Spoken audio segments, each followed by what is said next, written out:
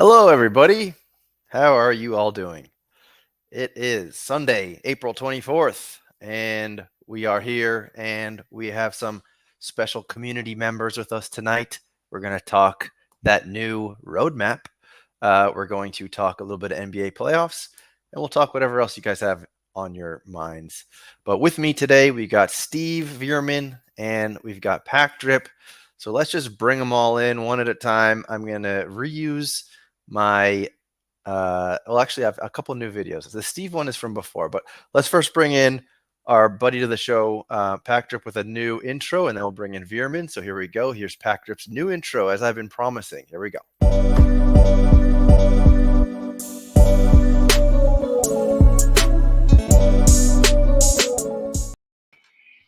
There's the man. I'm AG. I don't know who Pack Drip is. Well, AG getting postponed because I actually made him postpone because he wanted to do some like giveaway thing, and it was all way last minute. And I said, let's just push it back.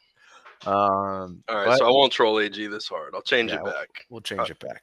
How do I change it? Actually, I did this the last time I was on here. You'll figure that out, and then I'm going to intro Steve as well. Steve, this is the intro actually from. This might have been the first Top Shot interview I did on my channel. When it was like the whale, one of the whales of NBA Top Shot joins me. So here we go. Here's Steve's intro.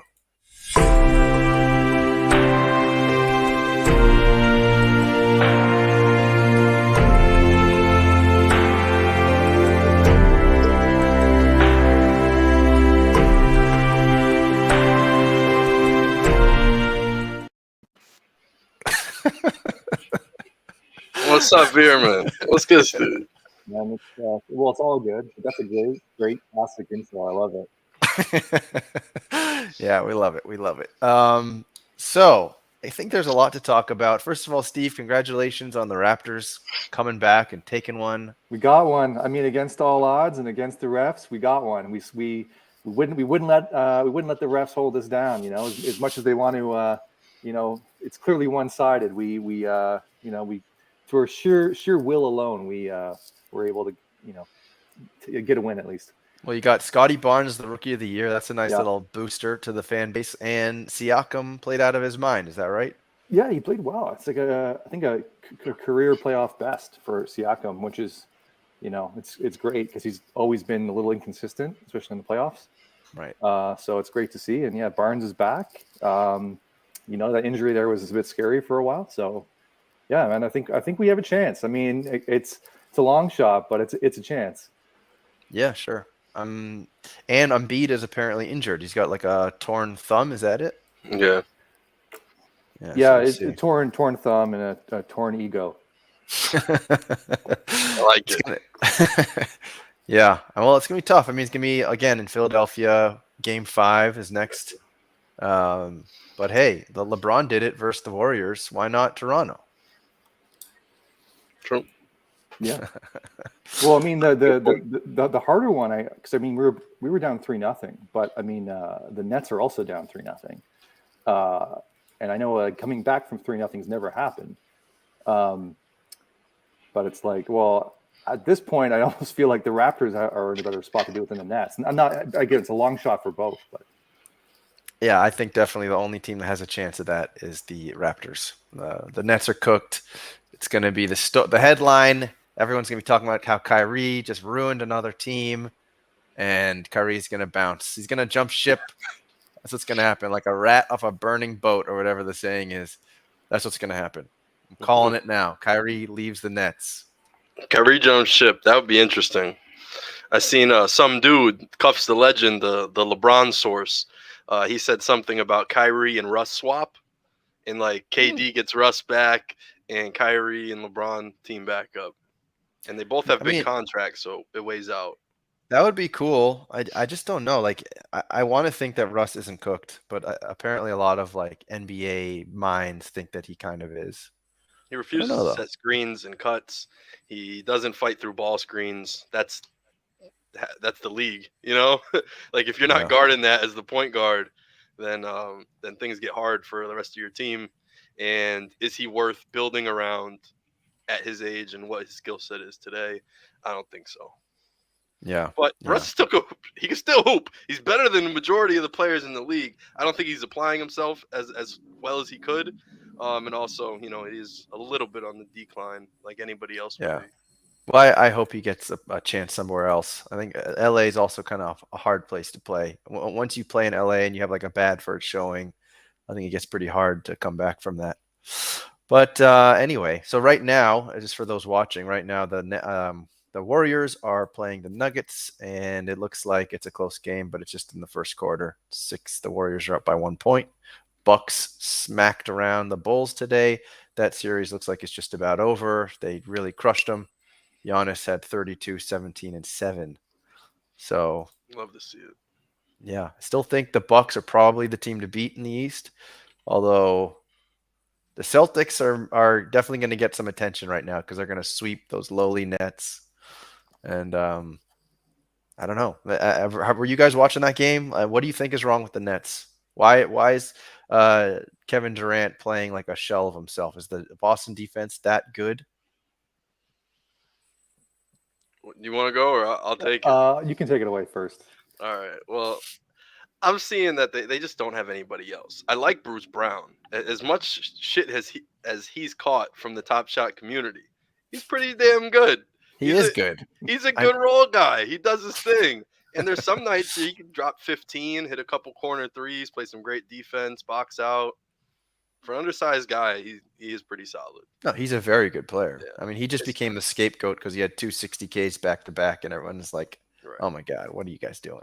You got It's not because he's a LaMarcus bad player. Aldridge and Blake Griffin paid on the bench. There's a lot of empty space on that team. I think Patty Mills somehow just isn't doing what he was doing earlier in the year. I don't know what's that a product of. It's probably Kyrie coming back. It's a case of not really knowing your identity anymore on the team. So it happened to the Celtics when the Celtics had Jalen and Tatum and Horford. And Hayward and Kyrie.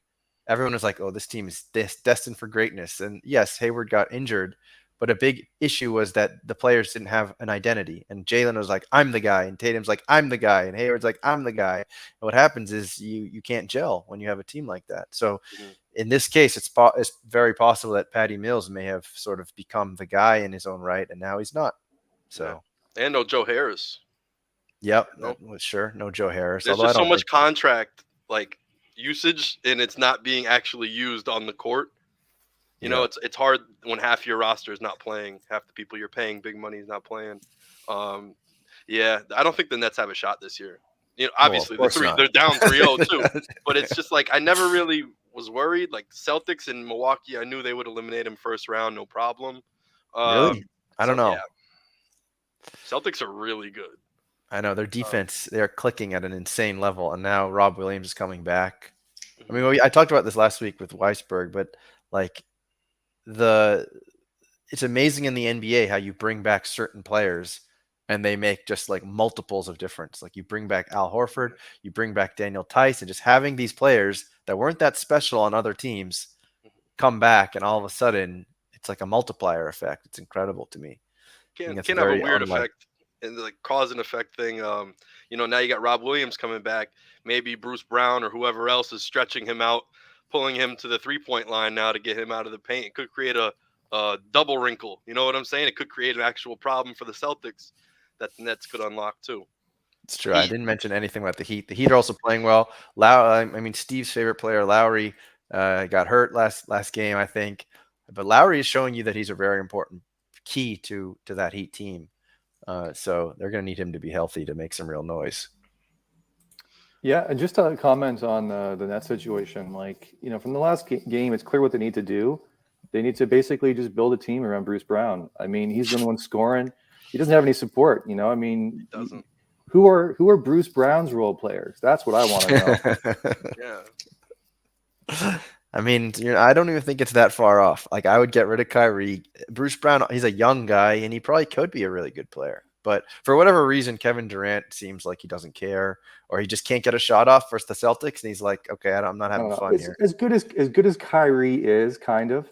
I don't know. He's yet to like win something without like someone else. Like he won on LeBron's team, okay, but LeBron won before that. He's won after that. But granted, Durant he was huge though, Steve, when they beat the Warriors. Like he took over games when they beat the Warriors. He was. But Durant's won before as well. I mean, he joined he basically those don't count. Those are asterisks. I know those. I agree with you. I'm just saying that, like, Kyrie is just interesting. That's all. Whatever team he's on, it just so far doesn't seem to be panning out for him. So the common denominator might just be Kyrie. Yeah. I don't know. Maybe ship him to Portland. Put Dame in his shoes. I bet you Dame will handle the Nets role a lot better. Yeah.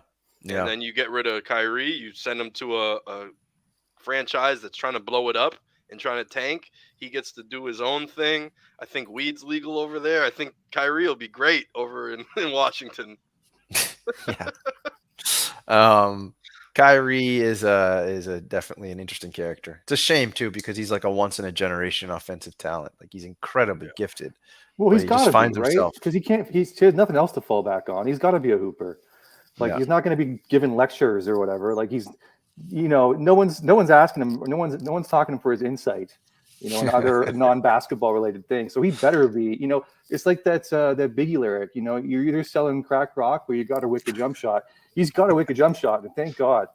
It's like I don't know, man. He's there's a lot of shit that happened this season, and he picked an interesting line to kind of draw on the sand. So, I'm not too sympathetic if he's not able to work with his team and to kind of make that happen. And granted, too, that trade with the Sixers, I mean, you got a bunch of new players too that maybe haven't had a chance to really find themselves and where they kind of fit in. Right. So, it's worth kind of highlighting that too. Yeah, timing is everything. Like just because you bring a bunch of good players together also doesn't mean anything. It's all about how they gel in the locker room and just people knowing their identity, knowing their roles, finding their spots, etc. And that's what Weisberg actually like. Weisberg, by the way, Weisberg really knows his stuff. Like I don't know if you saw that, but Weisberg really knows his stuff. And he was talking about how why Daniel Tice and Al Horford are making such big impacts and talking through Al Horford's contract situation and how the Celtics could play the salary cap game, and it was pretty interesting. And I think 90% of my audience was tuning out, but the people who cared about the Celtics definitely enjoyed it. No, Mike's on point. Yeah, he really is. He's a Boston sports guy. He knows his stuff. Yeah, he deserves to be one of those locked on type of things where team specific experts just talk about a team and just dive deep. I could see him doing something like that. But anyhow, why don't we change gears a little bit? We talked about the playoffs. I always have my palate cleansing jump into the water and then I always lose it. Hold on. But I want to talk about this, obviously, this Series 3 roadmap adjustment. I want to hear what you guys think about it. And as soon as I StreamYard's kicking find your it, ass, Tandy. I know what is with this. That's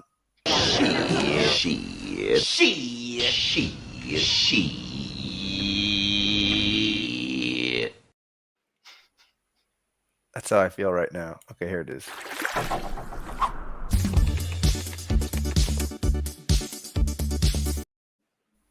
Okay, so that's your palette cleansing video. Let's talk about the Series 3 updated roadmap. If you go to the website, by the way, like it's front and center, which is also kind of interesting. Nice. That's good to see, but I'll show that to you right now. So yeah, Very look, shiny. there it is, front and center. You can't miss it. It's all over the place. Mhm. So if we're talking about just usability and such, users understanding things a little bit better, I think it's still pretty confusing for the average user. But right now, I don't think there are many average users on Top Shot. I think right now you're either a diehard or not. Yeah. So yeah, What go ahead. happened to the floor because of this announcement? I feel like they said we're going to release less stuff, and here's a bunch of packs that require trade tickets, and then the floor drops. I'm like, No, what? the floor is What up. just- The floor is up now, though. The floor is Is it? basically $3 across the board. Okay. Well, I was I trying don't to buy know. some $2 tickets this morning, and like they're not that common. Yeah. Like when the announcement dropped, yeah, you're right. Like everyone Yeah. starts listing at $2, but Mhm. I think a lot of those have been scooped up. I'm saying even for S2s, like I follow the Milwaukee Bucks base 2 set, and I just buy everything that hits $4. All of a sudden, things were sitting for $3 yesterday, and like the day before too, and it was really confusing. I'm like, I haven't been able to pick a Brook Lopez up for or under $3 or $4 for a long time. So I scooped a few of those up. I got like 70 of them now. I'm doing the same thing with Giannis, by the way. Giannis is Yeah. $5 for his 40K. $5 for a Giannis championship badge. My I got God. like 250 of them now because Wow. it's like, in what world does this 550.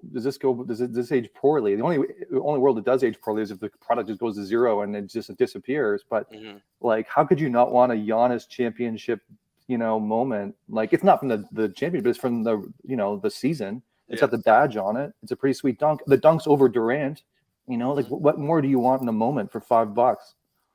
But Steve, I think that brings up an interesting conversation, which I'm sure you've heard other people talk about as well. But like, I think that some of the challenge I see is when, and especially when we didn't even know that they were listening to us about supply. But when you think about series down the line, like a Giannis 40K, what's going to make it special is will be that badge. But just think how many moments of Giannis there's going to be. Like when we're in like season 6, how many Giannis moments are there going to be? Like 100?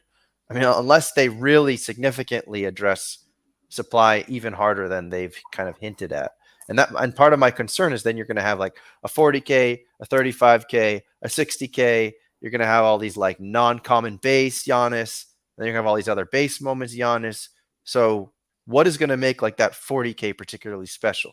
I mean, Why won't it just go to the polar opposites where people are either going to want the Top Shot debut or the Series 1 or the new shiny toy that's going to be in like a flash challenge? Why are people going to shop in the middle?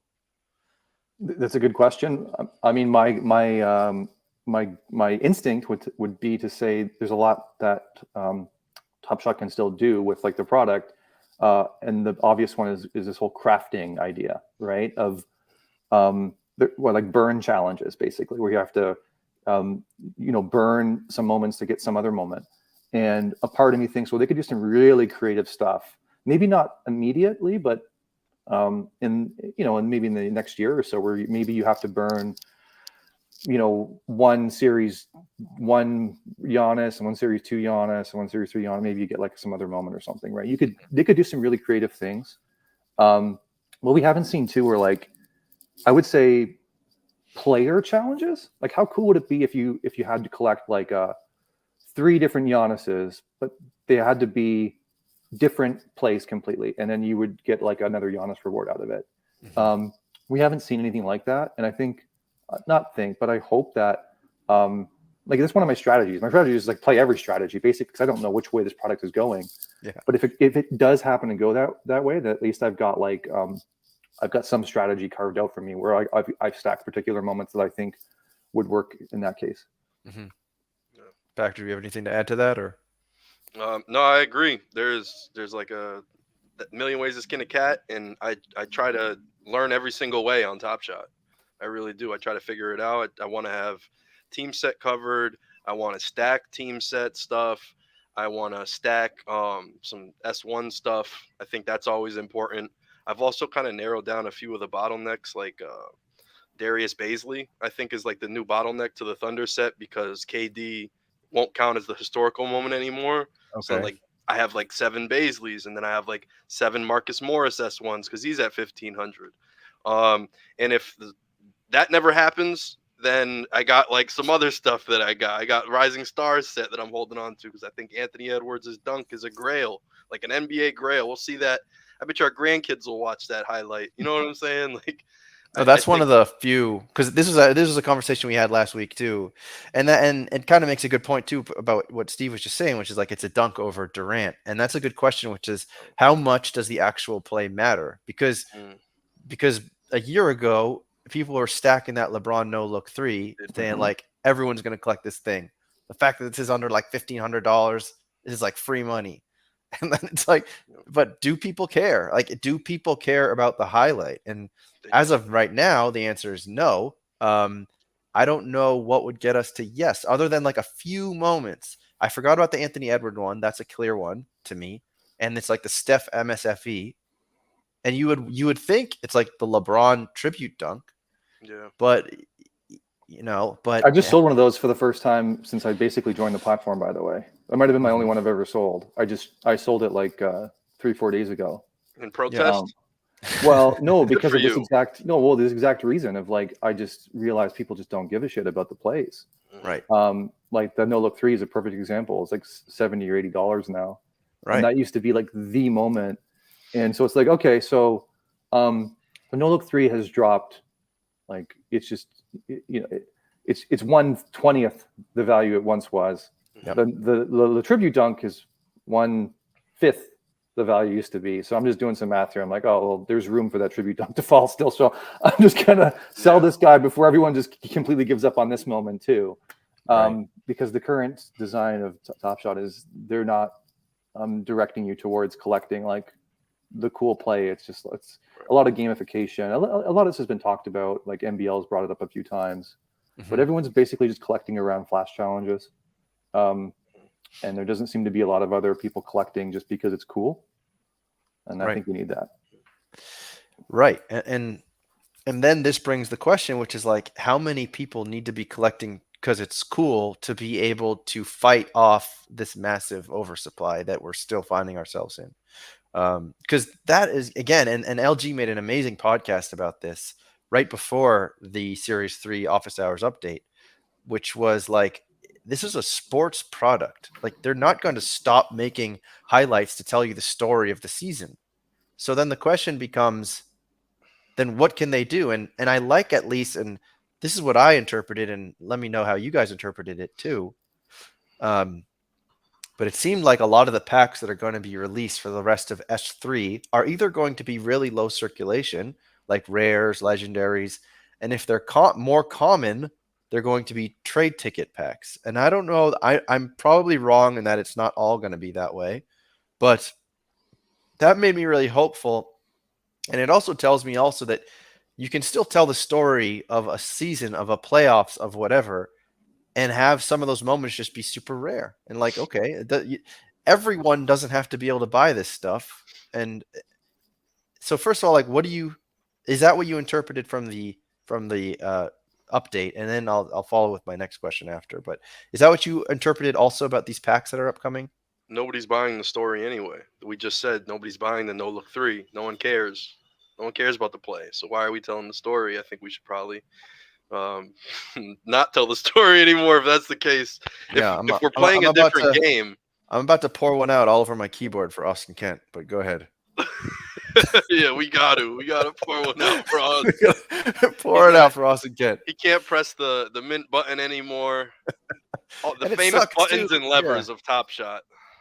And it sucks too, because like that always felt so jarring to me, because it was there was all this half of like the people that were loud positive on the community on Twitter were like, oh, these plays are incredible. And like the thumbnail art's amazing and the quality's just through the roof. And it's like, yes, that's absolutely true.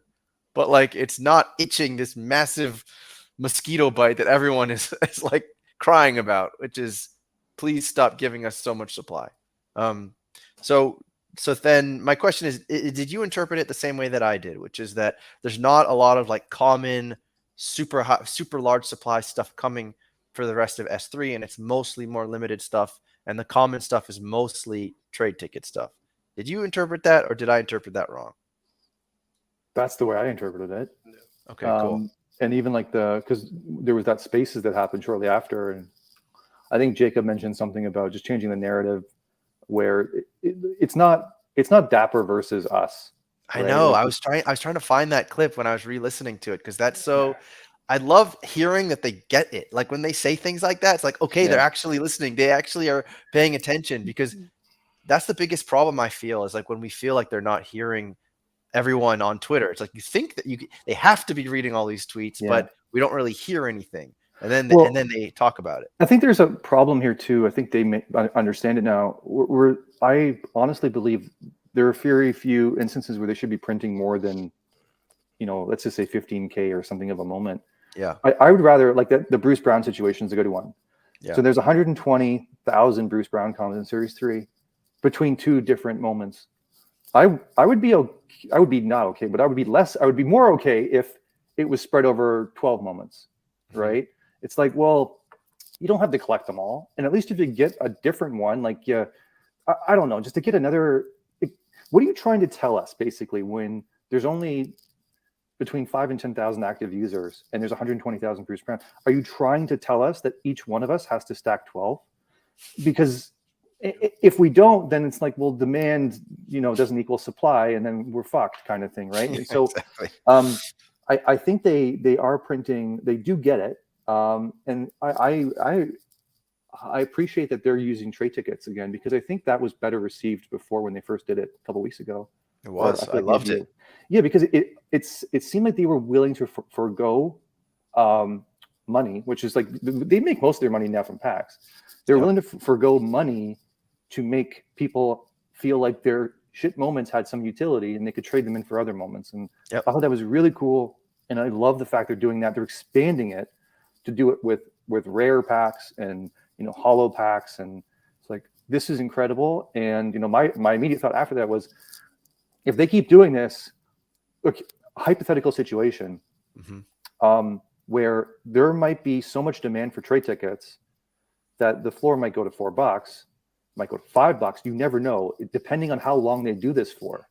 And there might be a scenario here where people start begging to release more commons because they need, no one's going to, and they keep the pack price the same, by the way. So let's say you needed like 10 trade tickets for a pack or something, right? There is a scenario here where people just, like, maybe they're trying to pull that lever right now of like, okay, like we're gonna let you use your trade tickets until you don't want to anymore, right? Because and why not? And why not? Because that'll create amazing sentiment when you rip a pack and you're not going, oh, that's the blue one. Okay, click that one.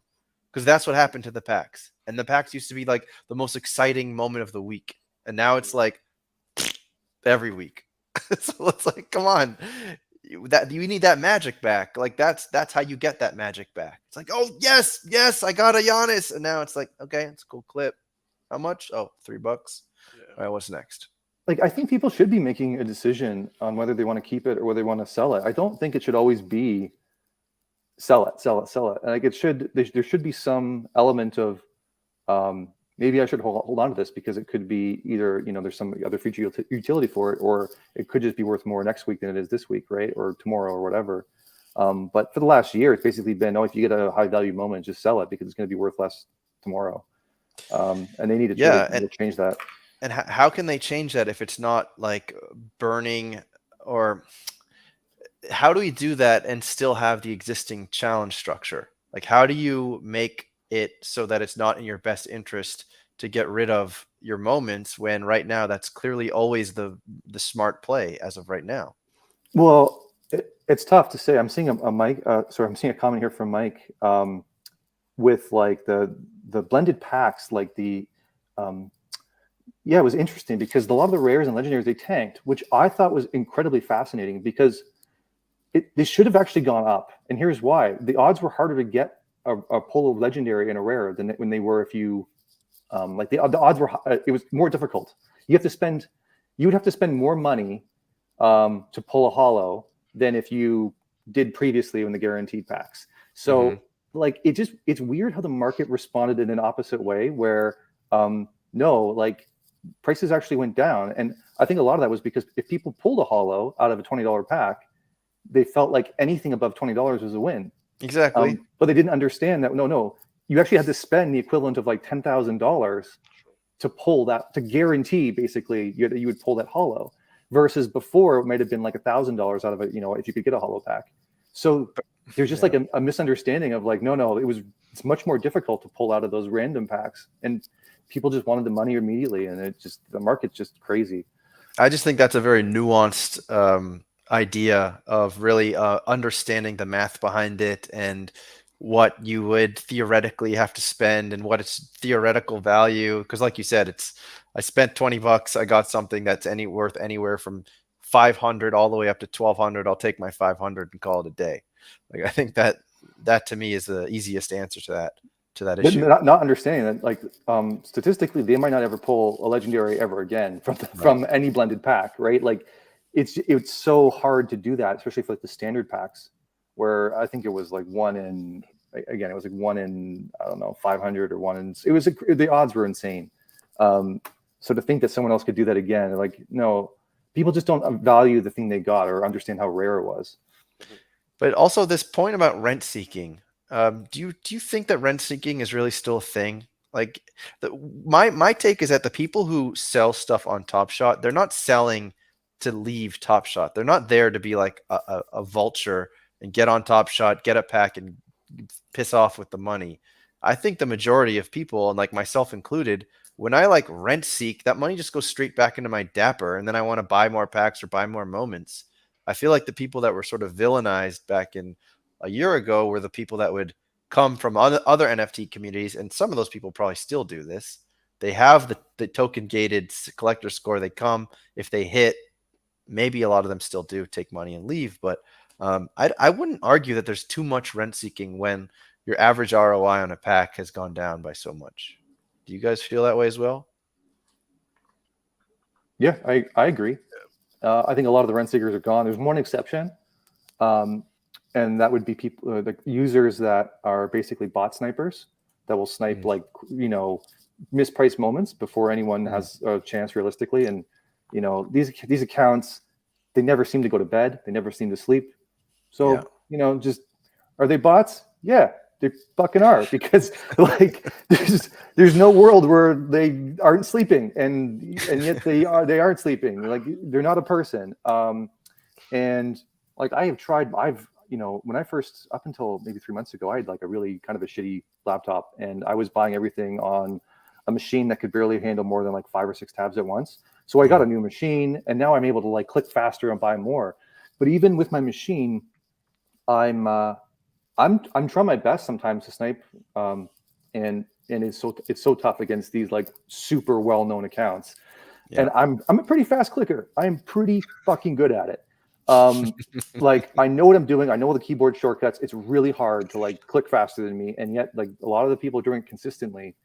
I really wish that Top Shot would take that part more seriously, only because I think it could be the most fun part of the entire platform. If you gamified the buying process so that people actually had to, like, they were battling almost, and everyone had a fair shot in like a 2-minute window or something, then I think that could be a duck race. It's a duck race. Honestly, why not? Why not? That could be so much fun, because how else could you have fun on this platform right now? Right. And I think these types of accounts, which there aren't that many of them, but I think there's still enough of them to take some of the joy away from people who just want to go and snipe some moments. That's a good point. You bring up joy. That was a big point of this run it back debacle, was that people were talking about how much joy they felt had been robbed from them, or at least, like, I know Efro wrote this whole blog about it. And that was something that I had never thought about before. But it made Efro, it. that's the guy right there. In what way? Just the nice blog that he wrote. Nah, it wasn't the Oh, he's right here. blog. It was He's the right here. space. Efro's here. Get out of here. Yeah. So Oh. I guess his ears were burning, but the last round of elite packs was better than 1 in 60 of having legendary. Of course, all drops. I got well over 100 elite packs. Wait, so Efro, are you saying you got a legendary, or what are you saying there exactly? Unless I'm reading that wrong. So But yeah, the point is, Efro had the quote of the spaces. Let me just fit this in because Efro yeah, deserves the shout out. He said to Jacob to his face, should I whisper? yeah, you can whisper. He said, why is your lean staff a feature and not a bug? He used their own terminology against them. I've never seen that that was like mental warfare. He did the Uno. He did the Uno reverse. Like fire alarms went off at Dapper Lab. Like things happened. People were lighting filing cabinets on fire. That was crazy. That was like ether. Like that was like the ultimate diss. He said, why is because they've been bragging about it. We have this lean staff. We could do this and we could do that. Everyone's a Swiss Army knife. Blah, blah, blah. Those are the only people we look for. And then he just turns around, and then Jacob the whole time is saying the problem is the lean staff. Everyone's trying to do this. Nobody knows. There's no checks and balance. There's one check and balance guy, but he can't check and balance everything. And yeah, he just pulls out, why is your lean staff a feature and not a bug? And why don't you guys see it as a bug? And it's just like the conversation kind of shifted from there, and deflections and things like that. So I want to give a big shout out to Efro. He dropped bars. That was great, and I hope we see more of that on Spaces. I mean, I know that the last time they were having Spaces, eventually Jacob just got like fed up. I still remember like the last Spaces, or whatever you want to call it, the last office hours, and he was just like, all right guys, so should we stop doing this? And then we didn't hear about him for like forever. So it was nice to see that he's sort of recharged and re-energized, and it seems like they have like a new approach to this, and they're going to include other people so Jacob doesn't become just like the scapegoat that I think he sort of unfairly becomes. So I think that'll all be good, and I hope that they, like, people like Efro will continue to get spotlighted, and we can continue to feel like they're actually listening. I mean, that's always such a huge relief, because so many of us are such stans. We're so bought into this stuff, like at such an extreme level, that we just want a little bit of back and forth, and like that at least gives us a little bit of back and forth. So let's just say hi to a few people here that showed up. We got Collins. Collins was also a speaker on the Spaces, by the way. He's asking a question here. Should anyone buy Series 1 run it backs? What do you think, Steve? Shouldn't it feel like we sort of hit bottom already, and like there's nowhere else to go but up, all things else being equal? I mean, as long as I've always just been a believer in like dollar cost averaging, whether it's Top Shot or anything else. Like if it was cool, if I was buying, no look threes at $1,000, why am I not buying them at 70? Right? Like, but are you? Well, I'm trying. Yeah, that's what I'm doing. I haven't bought no look threes because I still think there's room for them to drop. But like the 35K and 40Ks, I've been stacking those. Yeah. Because it's like, well, or even like the LeBron 60K. It's like, in what world buying them for $4 or $5? It's like, in what world is this? If this doesn't work, if no one wants to join this platform and buy a $4 LeBron, like we are all fucked. When the floor is $3. So like, I'm collecting those types of things. Yeah, but I am. So I'm stacking. But so to answer this question about Series 1, for better or for worse, they're all released now. Basically, I don't think there's anything held back except for the people who haven't opened their packs yet. Yep. Which I don't think there's that many. So if you're interested in something that's been like fully distributed, and because there's a lot of nonsense still about S1 stuff being most of it is fully distributed. There are a couple exceptions to that with like the Series 1 reserve stuff. Right. But most of it is. So if you're interested in these run-up backpacks, do it. And I'm curious to see what Top Shot does with the new version of Collector Score, because they said they're separating historical moments from team sets. But I'm wondering how much of a bonus or whatever they're going to give to teams if you have these run-it back moments. Right. Steve, I liked your post about the LeBron. I think it was at the 40K or something, and it was just about how everything's down, no matter what. And yeah, man, out of like morbid curiosity, like I buy a lot of moments, like a fucking ton. My morning routine is basically I have a bookmark called Series 2 base cheap stars, and I go through and I just basically I try to sweep the floor. Mm-hmm. And morbid curiosity, I click on some of these. I'm like, how much do people pay for these? And like, yeah, LeBron. It's like some of them people pay like $300. I'm buying it for $12 or $13. It's like it breaks my heart. I'm sure it breaks theirs. But like, I don't know. I'm still bullish enough to say, well, fuck it. I'm gonna if I liked it at 300, why am I not buying it 12? I mean, the only counterpoint is the thing I mentioned before, which is just how many series down the line, how many more LeBron moments are there that get added, similar circulation, whatever. Do you think, does that affect your thinking at all? Or do you think about that at all? It does, but I think crafting, and even like when they hinted, it's like everything they do is kind of a bit cryptic, but when they hinted like Series 4 is going to be dramatically different and how they mint things, Right. like I think they might, if it's dramatically different, I think they might actually start minting to demand, or they might start printing them only when they're when you buy a pack, or just so they don't overmint by mistake. I don't know. They might do some interesting things there, but in any event, I think what that says to me is this has all just kind of been a misstep on their part. Like they've minted too much, and for that reason, I think it's almost like they're all like errors, like in a way, like all of Series 2 and Series 3 stuff. This feels like a big error in my mind, but not in a bad way, in like a way that I don't think they'll repeat that ever again. So that's another reason why I'm just like, okay, I might as well just accumulate this cheap stuff for $3-4, right? Like if it goes south, I mean, the worst case scenario for me is I use it as a trade ticket, which I don't think is a bad thing. But. Right.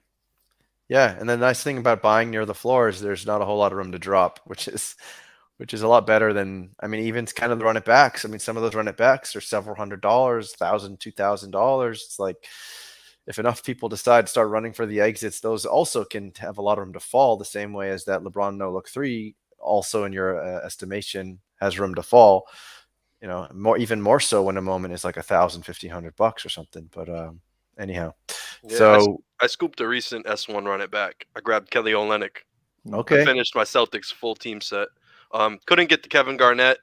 Good to think things out for that, but I mean, don't feel bad. Full S1. I don't have it either. So yeah, you know, it's full S1 though. That's what I care about. So as of right now, I mean, they're gonna cut the historical moment off anyway. But I figured I'd just get ahead of the ball. I never thought I'd see Kelly Olynyk's that cheap since TJ from On the Moment bought 25 of them before the news dropped. Yep. I don't think TJ did though. Actually, TJ was not TJ. I take that back. Yeah. Wrong finger point. Yeah, TJ. Sorry, it was my other guy. Actually, it was Justin, but that's water under the bridge. But Chef they Prez need to bring their show back. I forget their names.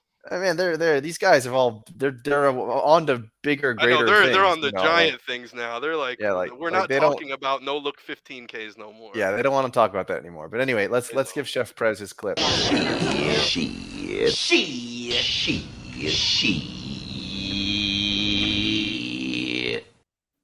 And we also have Efro, who is following up on the comment you made when you said that he was ethering. He said it was 0% in ether, pack drip. That's what I'm saying. The truth hurt the most because that was like, whoa, we're an analytics company. We're a data company first, more than anything. Even before Top Shot, they're a data company. And like they aren't even checking themselves on that type of stuff.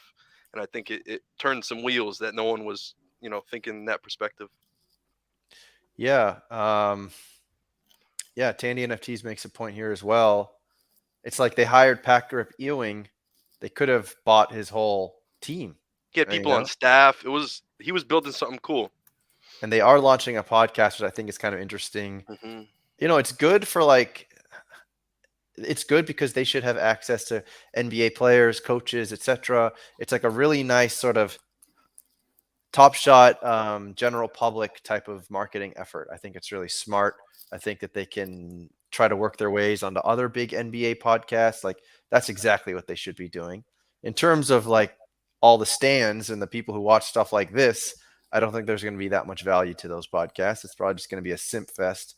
But for Top Shot, just talk basketball. Don't even talk moments really. Maybe allude to them here or there, but really just dive into the basketball. I hope it's Brandon Soul and somebody else, and they just figure it out. Maybe J.E. Skeets or something, because isn't No Dunks something they were going to break up at one point? It was their last episode at some point, but they kept it going. Oh, I don't know.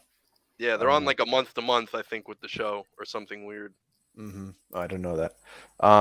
Yeah, like Steve Baller's blockchain. Although I DM'd him. He said he is going to be making more content. But you're right. It's been months. He hasn't really made any content. Yeah, It's a little bit of a head scratcher there. daily. He was the pillar of our community. Steve, man. Right. Both Uh, Steves. You guys serve different roles, but yeah. Veerman is like the sharp-eyed hawk stand that the community needs. Always yeah. he's always in there in his nest with the looking Baller's out for the blockchain was community. like a news anchor and gave us Yeah, our yeah, our news, and it was great because it was really broken down and simplified and done really well. He's a graphics like wizard. right. He really was TS, figuring that stuff out. TST TST took that torch. It's just not quite as beautiful as Baller's blockchain. But Yeah, if you need your wrap ups, TST is the way to go. yeah. But anyway, Weisberg is saying he's Or come to the Fleo. conclusion. Fleo, yeah, he's come to the conclusion that All Star Game rares are kind of worthless. I guess that's because they're not attributed to a team. Well, with no, I don't know this CS. So where do you think they could go with CS? A long time ago, my badge theory was this CS rebuild that they eventually did. So I wanted like rookie of the year badge, six man of the year, defensive player, MVP, and then that would actually like since the plays don't matter, I always knew that that was kind of going to happen. Nobody's going to watch every single play and remember what this thumbnail did exactly and how it makes them feel. I think Right, the badges are what kind of when you're scrolling through, and that's what this really is. A lot of people just do that. They don't really care about the hoops to it all.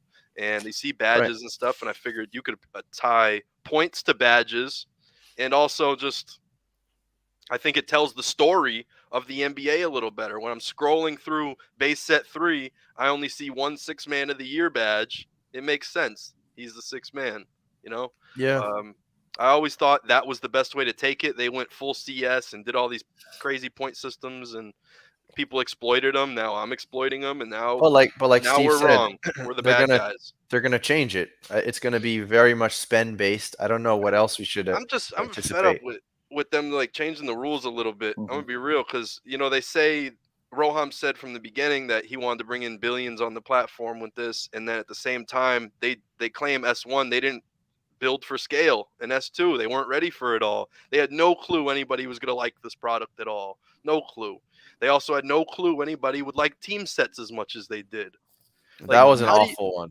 I don't like know why Jacob the said that. the the excuses like and deflections a little bit are kind of weird. Like how you can't play dumb to this type of stuff. You signed with the biggest sports company in the world. Like I don't know that type of stuff makes me mad. I just want like a little bit more like consistency, and I hope the rules don't switch on us again.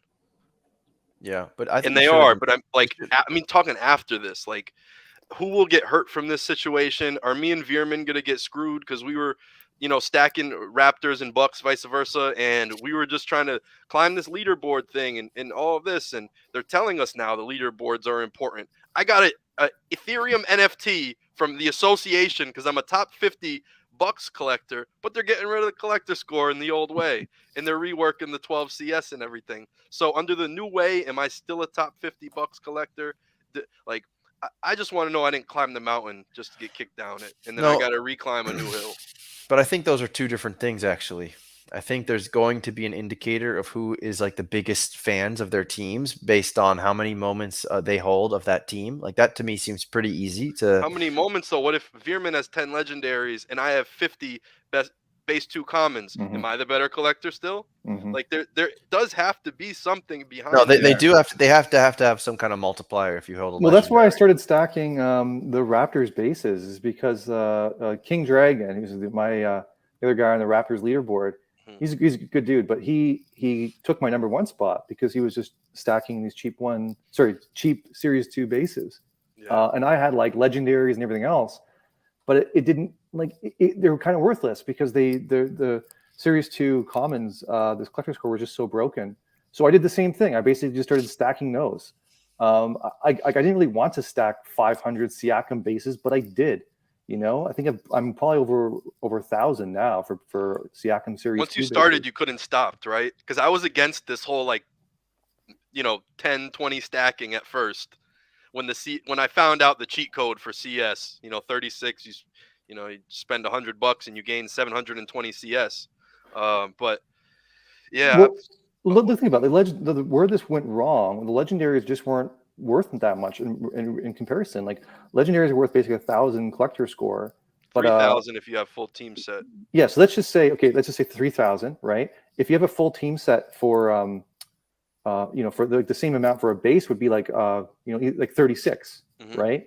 So you do the math here, right? I'll do the really quick math. 720. You spent $100. 3,000 divided by 36. It's 83. So 83 commons is equivalent to a legendary, but 83 commons you can buy for like $4. So you can spend $300 and you can get the equivalent of a legendary. So like that shouldn't have ever happened. Like legendaries should always be like, no, legendaries are cheaper and they come with more CS and whatever, but they didn't do it like that. They bungled CS from day one, and I've not been happy about that. People thought I was the madman for the badges. I was the crazy badge guy for a while, but I'm like, this is the story. Like I think that's the way to go, and I hope they drop some more badges and then include it with the CS, and it actually gives merit to the Defensive Player of the Year or MVP Jokic. Like Jokic's numbers, I hear this is the biggest complaint that I hear is everyone's like, man, I tried to buy these Jordan Clarksons on speculation. I thought he was gonna win Sixth Man of the Year, and when he won, nothing happened. Blah, blah, blah. Well, if you want it to feel like the stock market of the NBA, you are investing in these guys at the end of the year, and you're hoping that they get the badge at the end of the season.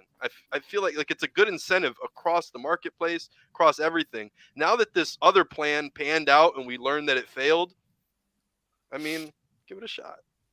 I think all these ideas are fine, but I think all these ideas can't breathe if the supply is still all warped. True. And so we saw like Scotty Barnes had a little pump at least. So like there is an element of that. But again, like if the supply's out of whack, like nothing works if the supply's out of whack. And then there's others people that will also tell you that if like the comms are out of whack, then nothing works. But I still think that the supply is the biggest issue, obviously.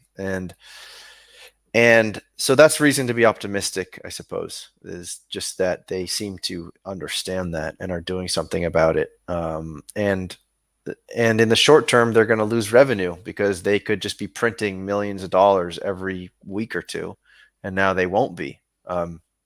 And it's like I said with Alexo, is that's really the way they should be looking at all this, is that just consider that your biggest supporters all think that that's all you want to do. Is all you want to do is just pull Dapper out of the ecosystem and print money, and just think that's what everyone thinks you want to do, and then work it through. Is this decision we're about to make support that, or go directly in the face of it? And go directly in the face of that for as long as you can manage to win back the trust of this community. And I just said community, and we haven't played the clip yet. So you know what we got to do. We love the community. That's only one. I think there's a Vegas line of 2.5, if I'm not mistaken. You've been holding that line. I noticed. You could have shot it. You could have shot it before. Yeah, for sure. You're betting the under, huh? You're an under better. I know. Oh yeah, I put some money on that. So Efro is asking you, Steve, are you going to be mad when all those Siakams that you stacked are worth less than the equivalent legendary? No, I'm expecting. Like, here's the thing: as I mentioned before, I'm playing like a million different strategies on Top Shot. So no matter what Dapper does, I'm going to be burned on one of them. Like, I know it, right? So if they give more, but that's by design. Like, that's why I'm doing so many different strategies. I don't know which one's going to work, or which one. So I'm expecting it, and if it happens, like, that's fine, because to me the worst case scenario was always, I can use them as trade tickets, or I can give them away to other Raptors fans, right? Like as an onboarding part. It's like, hey, have a Siakam, have a Lowry, whatever.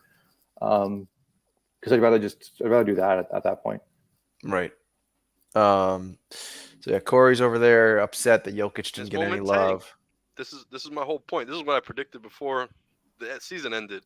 I was like, this is what's going to happen if there's no badge award, and this is why it's not the stock market of. Yeah, but wait a minute. At the same time, the Giannis, the badge is just, we just talked about this. It's $5 for his 40K, right?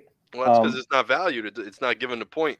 But that's the whole point about these other badges, Patrick. They also won't be valued. Yeah, I mean, because the Jokic is $4. I mean, would the badge really make it a $5 moment? I don't know. I'm not convinced, because the Giannis is $5. It might give it a dollar bump. Well, there's no MVP badge on like a Giannis S1. I think that would like dictate some S1. So I don't know. Championship, maybe people care about individual awards more. Yeah, I don't know. Listen, if we think something's back got to to, give though. well, listen, I always think of it like this. It's like a relationship.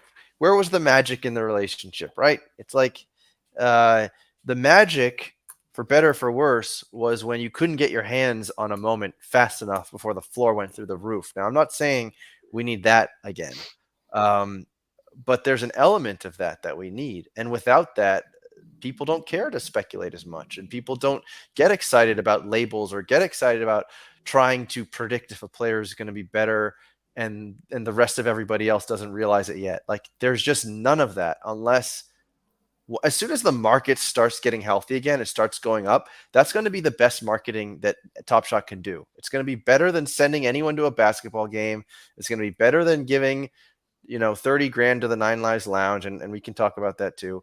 All of those things. Why is Nine Lives Lounge crashed since they came out with this money thing? Because it's well, like, that's a good question. It went from like 3,500, 33,000 around there to now it's like at 24-ish, or at least last time I checked. Well, yeah. How? Well, I don't know. Maybe they gotta get a different president up in there and do some different stuff. I don't know. I feel like they're doing a lot of giveaways, but it's like they're hard to sign up for. It's very tricky. I just think that, I don't know. Obviously, there's like so many variables and so many ways we could go with this, but a lot of people thought for a long time that the biggest issue was that we need more users, and that, I'm sure, that is an issue. But at the same time, if you get a whole bunch of new users and then Top Shot says, all right, it's safe to turn on the faucet again, and then all of a sudden the floor just stays level or doesn't even move, then nothing's going to fix the issues. The inherent issues is that these are collectibles, and there has to be some collectability to the collectibles. Right. And if I buy this blue cup and I love it and I think it's the best, and then there's another blue cup or there's a pink cup that comes out next week, and it's like, well, this pink cup's got a grip. I think you want this pink cup.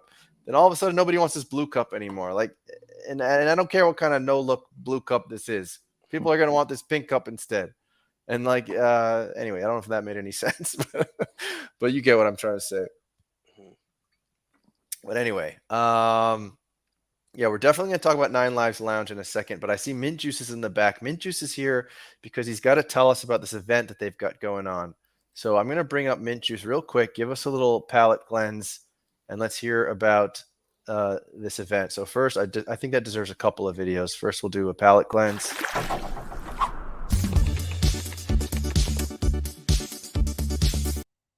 And then we need a community. We're at 2, Pack Drip. We love the community. All right, Mr. Juice. Yeah, that's me. I'm the dude shaking my hair like that. What's up, fellas? What's going on? How it looks very sunny over there.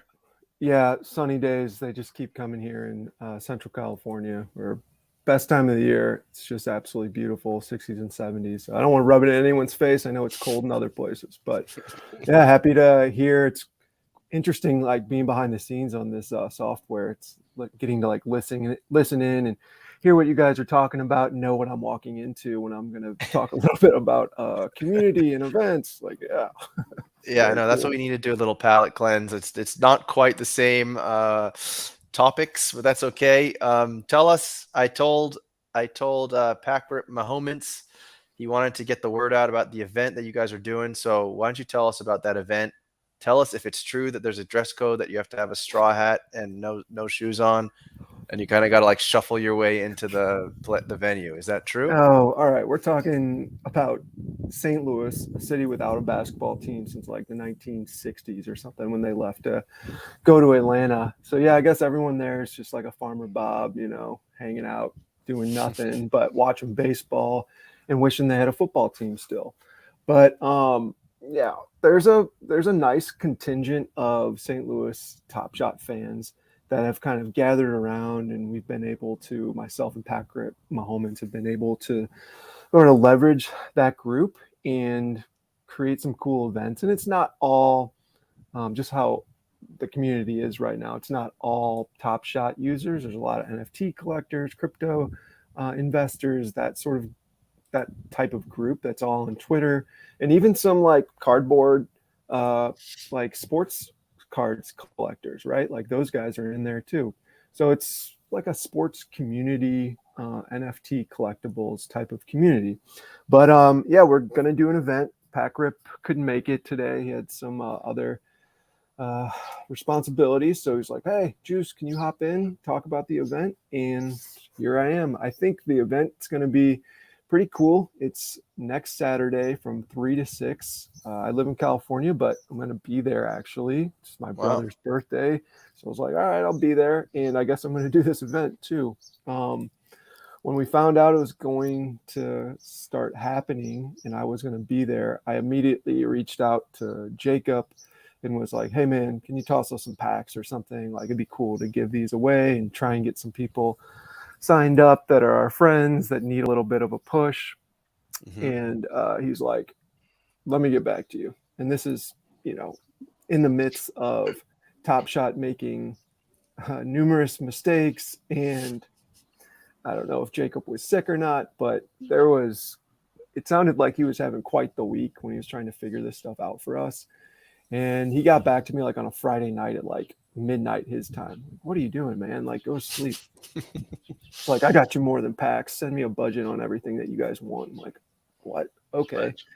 So yeah, we kind of went through that process. I reached out to Chewy over at the Top Shot Kingdom because I know they'd done an event before, just to kind of see, how that process would go and some of the kinks that maybe they had, and see if I could fix some of that stuff and make it easier on Jacob and the team to kind of deliver for us.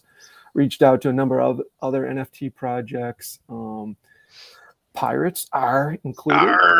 Yeah. So they're gonna kind of help us out. I guess Pack Rip was on that. There's a lot of other really cool alpha that Top Shot and Jacob are delivering for us. And he told me I had to swear to silence, so I really can't drop it. But we do have a photographer there, and yes, I know. But you don't understand the look on people's faces when they see what happens is going to be worth keeping the secret. I promise. I'm so excited. Is this like Detlef Schrempf makes an appearance level tier, or is this like? I'd say higher. Are we talking? Higher for me. Yeah, much higher. Yeah, much higher. Wow. Okay, I'm curious now. You should be. And so next Saturday, I will be, drinking free beer, eating Emo's Pizza, if any of you guys know what that is, hanging out with my friends, hanging out with new Top Shot NFT friends, having a good time watching playoff basketball, and this is May 7th. Making content that you guys can watch. No, it's April 30th. No, my bad. Next April Saturday. 30th. Yeah. And where is it exactly? In St. Louis? It's at a little place called Global Brew in Rock Hill, Missouri, right off Manchester Road. Anybody familiar? Yeah, the whole crew will be there running through. I got buddies that are going to be in between like a wedding and a reception coming through with tuxes on, so watch out for them. Should be wild, man. We're pumped. All right, so I believe this would be the proper banner. Yes. Yeah. That's cool. I can't wait for this Striped Sock Fest. It's going to be very cool, and it sounds like you guys are going to get some coverage of it. And it's too bad I don't live in Missouri. I'd love to be there, but we look forward to it. I know you guys maybe aren't the biggest hockey fans because you're NBA fans, but give me Steve might be. He's Canadian. I believe they come out the womb. Yeah, no. Give me Blues give me Blues Boston or Blues Maple Leafs in the Cup Finals. That would be super epic. I would love that because that'll probably be the only time I tune into hockey. So yes, get the Boston Bruins in the Stanley Cup. So I watch. I always watch Bruins hockey. Yes, I love it. Yeah, You guys watched that 2019 series? That was pretty rad. Oh, yeah, I think I remember that. All right, man. Well, now you got us all curious about what the hell you're talking about. So if it's like super spicy buffalo wings, we're all gonna be really upset. But hopefully it's Could it be better than the the perfect cereal with the at this place? Where was it? Kingdom. Oh, Top Shot Kingdom. Yeah, didn't they pull a perfect cereal? Yeah, but how would Mint Juice know that now? That yeah, what he's knows. Is I don't- it better than the perfect cereal pull? A perfect shack. Honestly, I don't know.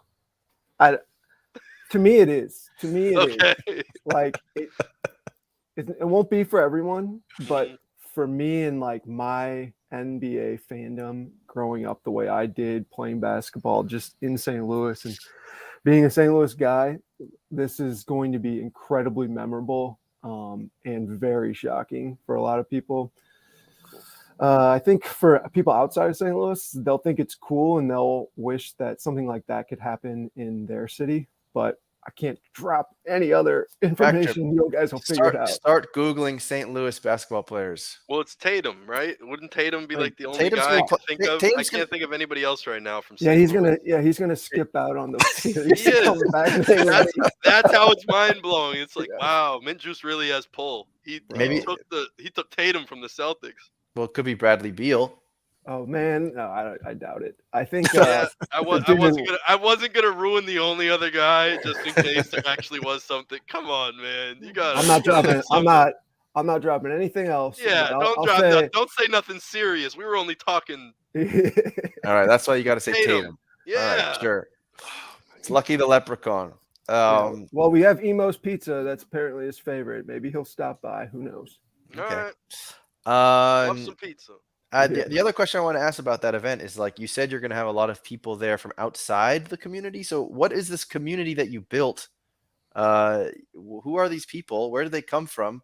Why are they coming to a Top Shot event? I think a lot of them are like Top Shot people that have more of a focus now on NFTs and cryptocurrency. So like they have an account or something, but one of the main things that we're trying to do with this event is recruit people and work on recruiting. I know that like a recruitment system is in Top Shot's plans coming up. So, we'll see what the next week brings in that regard, but that's something that we're going to be sort of working on while we're at that event, is signing people up. It's like, hey, come in, grab a drink, hang out with us. We'll explain, we'll set you up. Like we'll teach you how to open, this. And we have so many things to give away. It's like the first 20 people, I think, that show up to the event will be entered in to win some S3 packs or something like that. We're going to be giving away some of the elite packs as well. They've given us to give away at the event, which is kind of cool to rip those with people there. But as far as the community, it's just like trying to show folks that this is fun, exciting, and it's not just relatable to the NBA. It's like this is a platform and that you're going to see more. This is a type of platform you're going to see more of, whether it's through NFL, NBA, EPL, La Liga, potentially NHL. There's folks. Stop, Mitches. You're oversaturating me right now. Yeah, I mean, there's folks. Cut it out. There's folks that want to get into candy that don't even know about it in St. Louis too. Yeah. So big baseball town. Yep, that's true. But it's almost. I wonder if it's almost better when people actually diversify into completely off the Dapper wallet. Actually, I mean, that's what. Like the long view about all these different projects on Dapper, I feel like get the super long view, because in the short term, it's just people leaving one to go play the lottery somewhere else. Right. But yeah, there's a whole lot of community talk, so I think we're gonna have to hit the over. We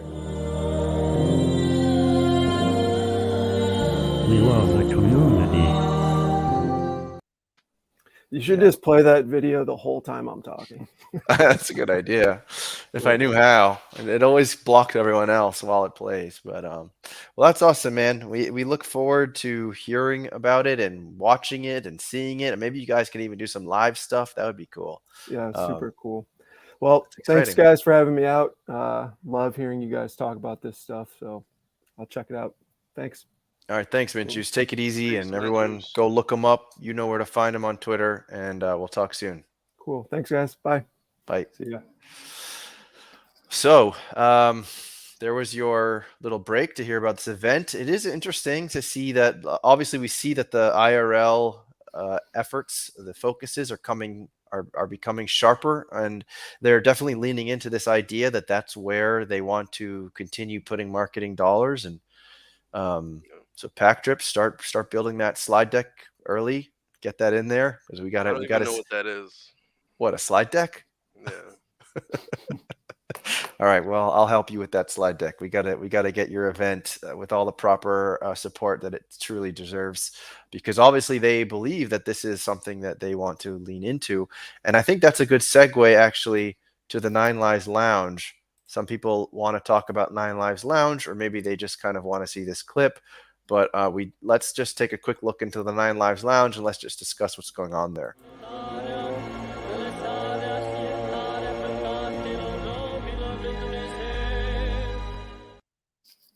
All right. So we know that Pack Drip is a loyal Nine Lives Lounge cat. Steve, are you still a Nine Lives Lounge cat? Yep, All definitely. right. So Pack Drip, you said before the break there, you said that you're finding it confusing that they announced that money was going into the coffers of the Nine Lives Lounge and that the floor was dropping. Why do you think that's going on, or do you have anything else you want to talk about in regards to that? Is it not Yeah, just a I just symptom of the find it very larger? confusing. Dapper says, "Hey, we're gonna give a Nine Lives Lounge 30 grand a month, and these guys are gonna spend it on whatever, and you guys are all gonna be happy." And then the floor like drops more. Was there any hinting as to what would be purchased with that 30,000? No. So I think it's very vague. I don't think a lot of people believe that they'll ever see or reap rewards from it. I think there's just things that they could do. I don't know. I have a few ideas, but if I ever run for president, I don't want to give them. Got it. Steve, Honestly, what do you think about it? About the floor dropping, or about like Well, the I guess both. Like, first of all, what sense does it make that the floor would drop after an announcement? Like, my take on that, as someone who's not in the Nine Lives Lounge, is that people who are holding on to the Nine Lives Lounge perhaps are waiting for a particular type of utility. When this utility at least gets announced, they might think, well, that's not for me, and it doesn't excite me, so I'm out. Yeah, that's possible. I think there's with any announcement, there's always lag involved too. I think some people see the announcement as like, oh, a time for liquidity, so they're like, oh, this is a good time to sell. So maybe they see this as but it's not. I mean, it doesn't make any sense to like keep undercutting it or whatever. But I think regardless, like, yeah, there's just lag. So even if everything goes right, like, think about this. I don't know what they're doing. The last year, Top Shot's kind of been in like a not so great space, and it's just like a lot of poor decisions and whatever. And it's going to take a long time, I think, to rebound just like positive sentiment. It could take another year. Mm-hmm. It could take a year of like great execution to be where we were this time last year. And I think people maybe expect too much, or people expect maybe that things will change on a dime, when I don't think that's realistic at all. I think things are, again, this money is allocated mostly to do cool things. And like, these are what all the money's allocated for, like for the team channels. It's just to make collecting Top Shot seem cool, because you can basically network with other people and have a great time. And I think it just takes time to kind of roll out. And so like in the interim, people just get antsy and they just say, screw it. I haven't seen this thing go to the moon yet, so I'm going to sell it. But like, these things will take a while to see like even today, if they executed like a flawless Nine Lives Lounge event, it could take months for that to actually be seen in the market accurately. I don't know. But I also, like, as much as I love the IRL events, and I really do, I think they're incredible. I mean, I have massive FOMO at any time. I wish I could have been at the event that Pack Drip put on. I wish I could have gone to some Raptors games with you guys. I definitely feel that FOMO. But I think that I don't know how big the ripple effect is, just because it's a small amount of people that get to enjoy those events. So I've been thinking about this. I've been trying to put my thoughts around this, but for the longest time, I never really understood what Dapper was saying when they said this is the future of fandom. And I feel like I haven't understood it probably for like a year. And then all of a sudden, something kind of clicked in my head, which is that this still has a pretty big barrier to entry. Like Top Shot, we thought it wouldn't have as big of a barrier to entry because I think that Top Shot basically like skimmed all of the sort of speculative NBA fans, the crypto fluent NBA fans, like, NBA fans who know what Bitcoin is, like all those people are on Top Shot. And now like everyone else isn't. And they're not going to jump on the same way they're not going to go buy Bitcoin. And so it's like, I wonder if there's a situation where you're a Raptors fan and there's some kind of inner circle that feels really easy as sign up for this team card and you're going to be in our inner circle and you'll get like a Vince Carter printout and you'll get emails every month updating you on the Raptors, like something very light and simple. And it feels like maybe Top Shot somehow becomes that for every team. And it's just this very easy to understand, nothing too complicated way of like being in the fandom circle of your team. And in that way, Top Shot would have to have really obviously strong, very strong connections with every NBA team. And I'm sure there's a ton of things to have to overcome to even make this idea a reality. But anyway, I just wanted to throw that out into the air, throw that out into the ecosystem. That's something I've been thinking about. I don't know if you guys have any reaction to that, but yeah, I don't even know what I'm trying to ask you. I just wanted to put that out there. No, And see well, think about it. Like when I first joined Top Shot, like Roham basically explained that the problem where teams don't know how big of a fan you are when you walk through the door. They don't know what you own. They don't know if you own a jersey. They don't know if you own a trading card. They don't know anything about anything. So Top Shot, initially was pitched to me as a way to almost gauge, how much of a commitment you have to a team, because they can basically track, how often you're on the platform or how often you collect moments from a certain team or whatever. So I think to your point about signing up for like a mailing list or getting a newsletter every month, I think that's probably where they're kind of going, is onboarding regular fans who want to find out more about or maybe connect more with a certain player on their team or whatever. I think Top Shot is the conduit to make that happen.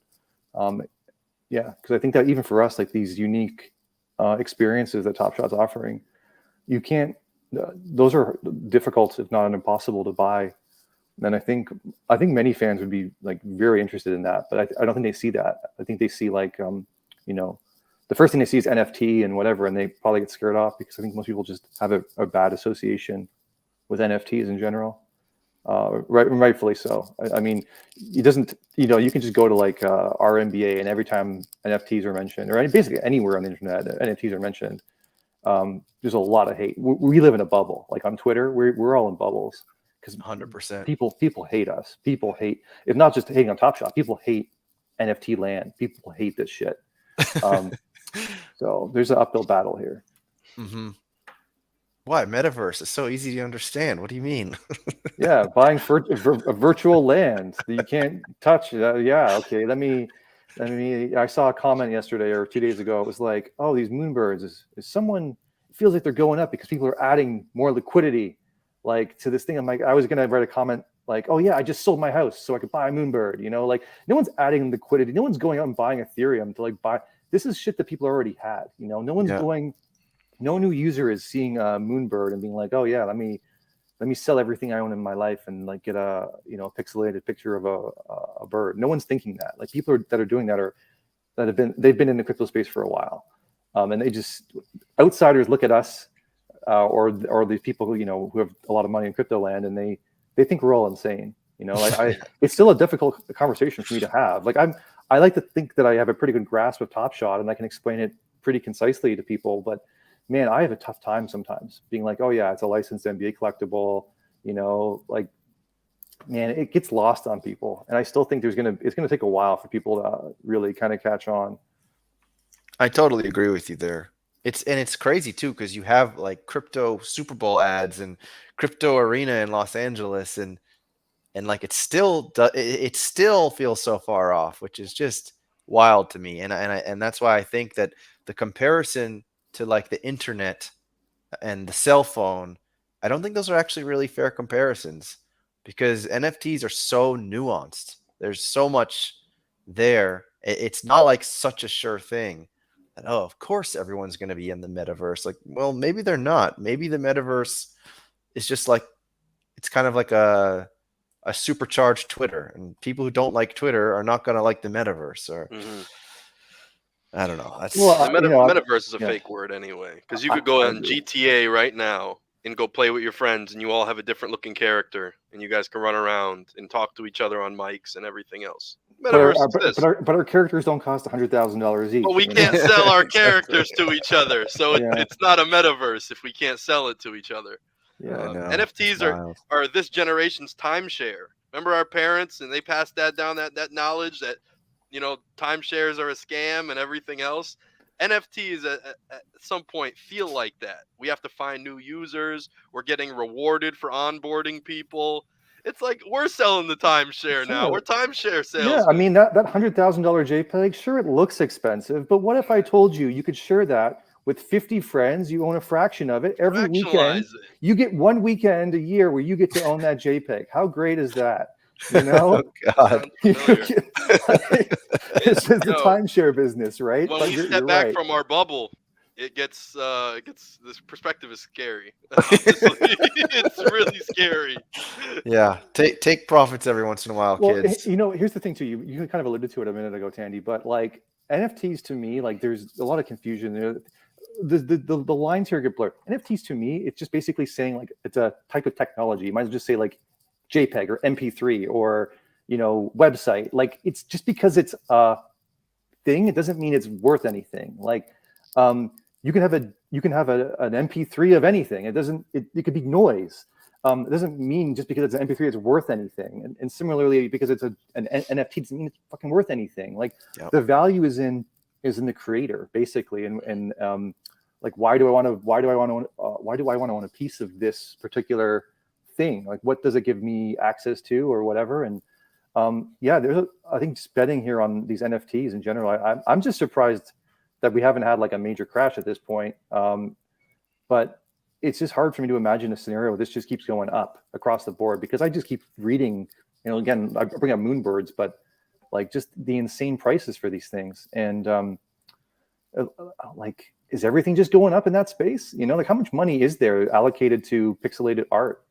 And at some point, like, just, I don't know, it still boggles my mind how this is still, I feel like I'm insane, but you know, I'm still collecting, you know, basketball highlights that are NFTs.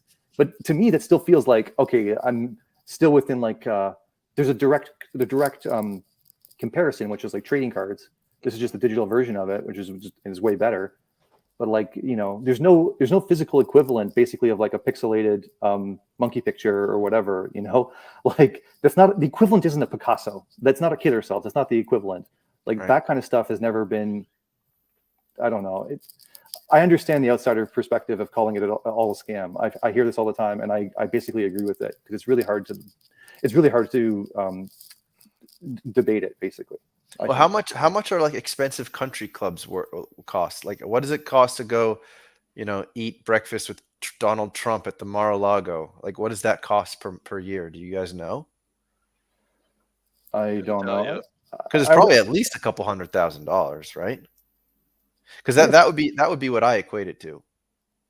It's kind of, but like you're in the in crowd. You want to be in the in. Yeah, club. but you get to go to it. Like there's an actual place you can go to, and like, okay, let's be honest with those scenarios too. People pay to go to a country club. I mean, yeah, they want to rub elbows with other people who have got money, and they want to talk about like the finer things and whatever. A lot of these people in NFT land, I'll just be honest, I don't want to be anywhere near them. I don't want to. I wouldn't want to talk to these fucking people in my real. I wouldn't. That's the honest truth. Not everyone. I'm just saying, a lot of people I would never want in my regular day to day. There's just no way I'd be associated with them. With those videos when they, I mean, obviously there's probably a lot of cope in this statement, but like those videos when they show all the Bored Ape holders in their smelly hoodies that they haven't washed in man. weeks, all standing in line in New York City. And Oh, and they all got bananas, and they're all like doing monkey things, and just like, fuck, I'm not doing that. If that's what gets you going, more power to you. But that's not for me. Exactly. That's not the country club equivalent that you just highlighted to. They're not the same thing. Right.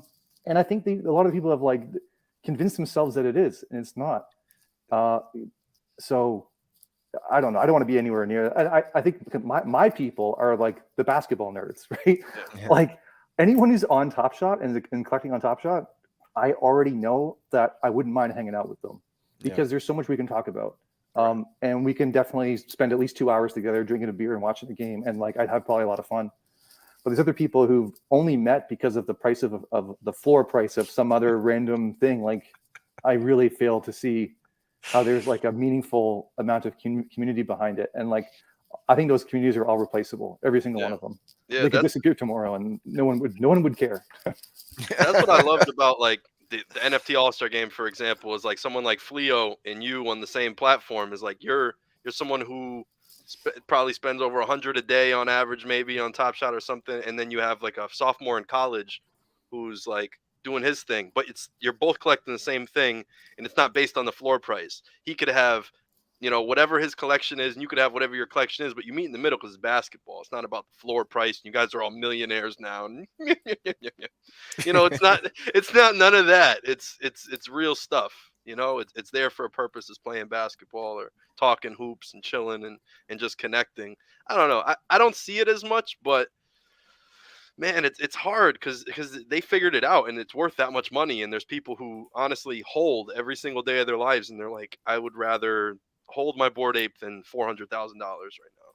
Yeah, well, this isn't just single out Bored Apes, like whatever, but like a lot of the ape situations are different because a lot of people bought them when they were like, let's say $500, mm-hmm. right? So for them, it's not this. It's a different.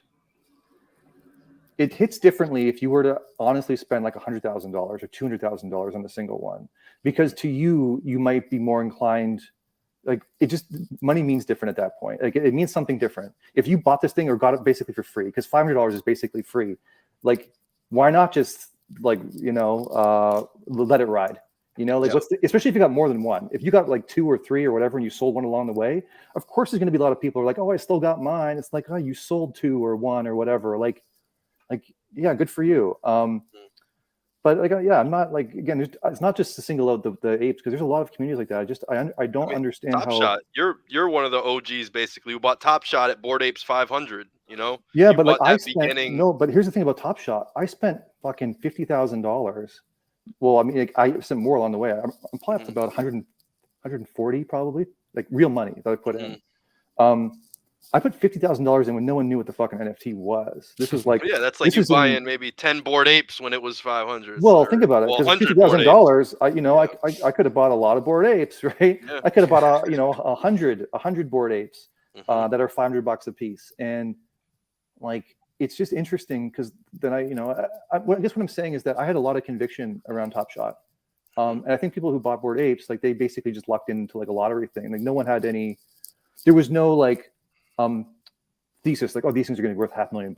Like, I'm confident. No one had that. But when I bought my Top Shot moments, I'm like, well, these I'm pretty confident that this is going to be a successful product because it's an NBA licensed collectible, and just the amount of like when you sell something on the market, like it's a magical moment, right? It's an eye-opening experience, especially if you've sold something on eBay.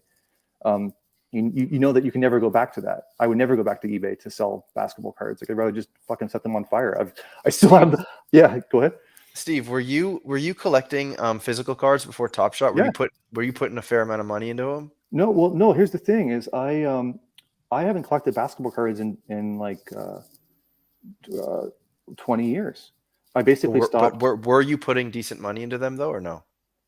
Well, no, I collected them as a kid. Okay. Right. So like I spent all the money I had as a kid collecting them. Absolutely. Right. I spent a lot of money, but I was doing it for fun.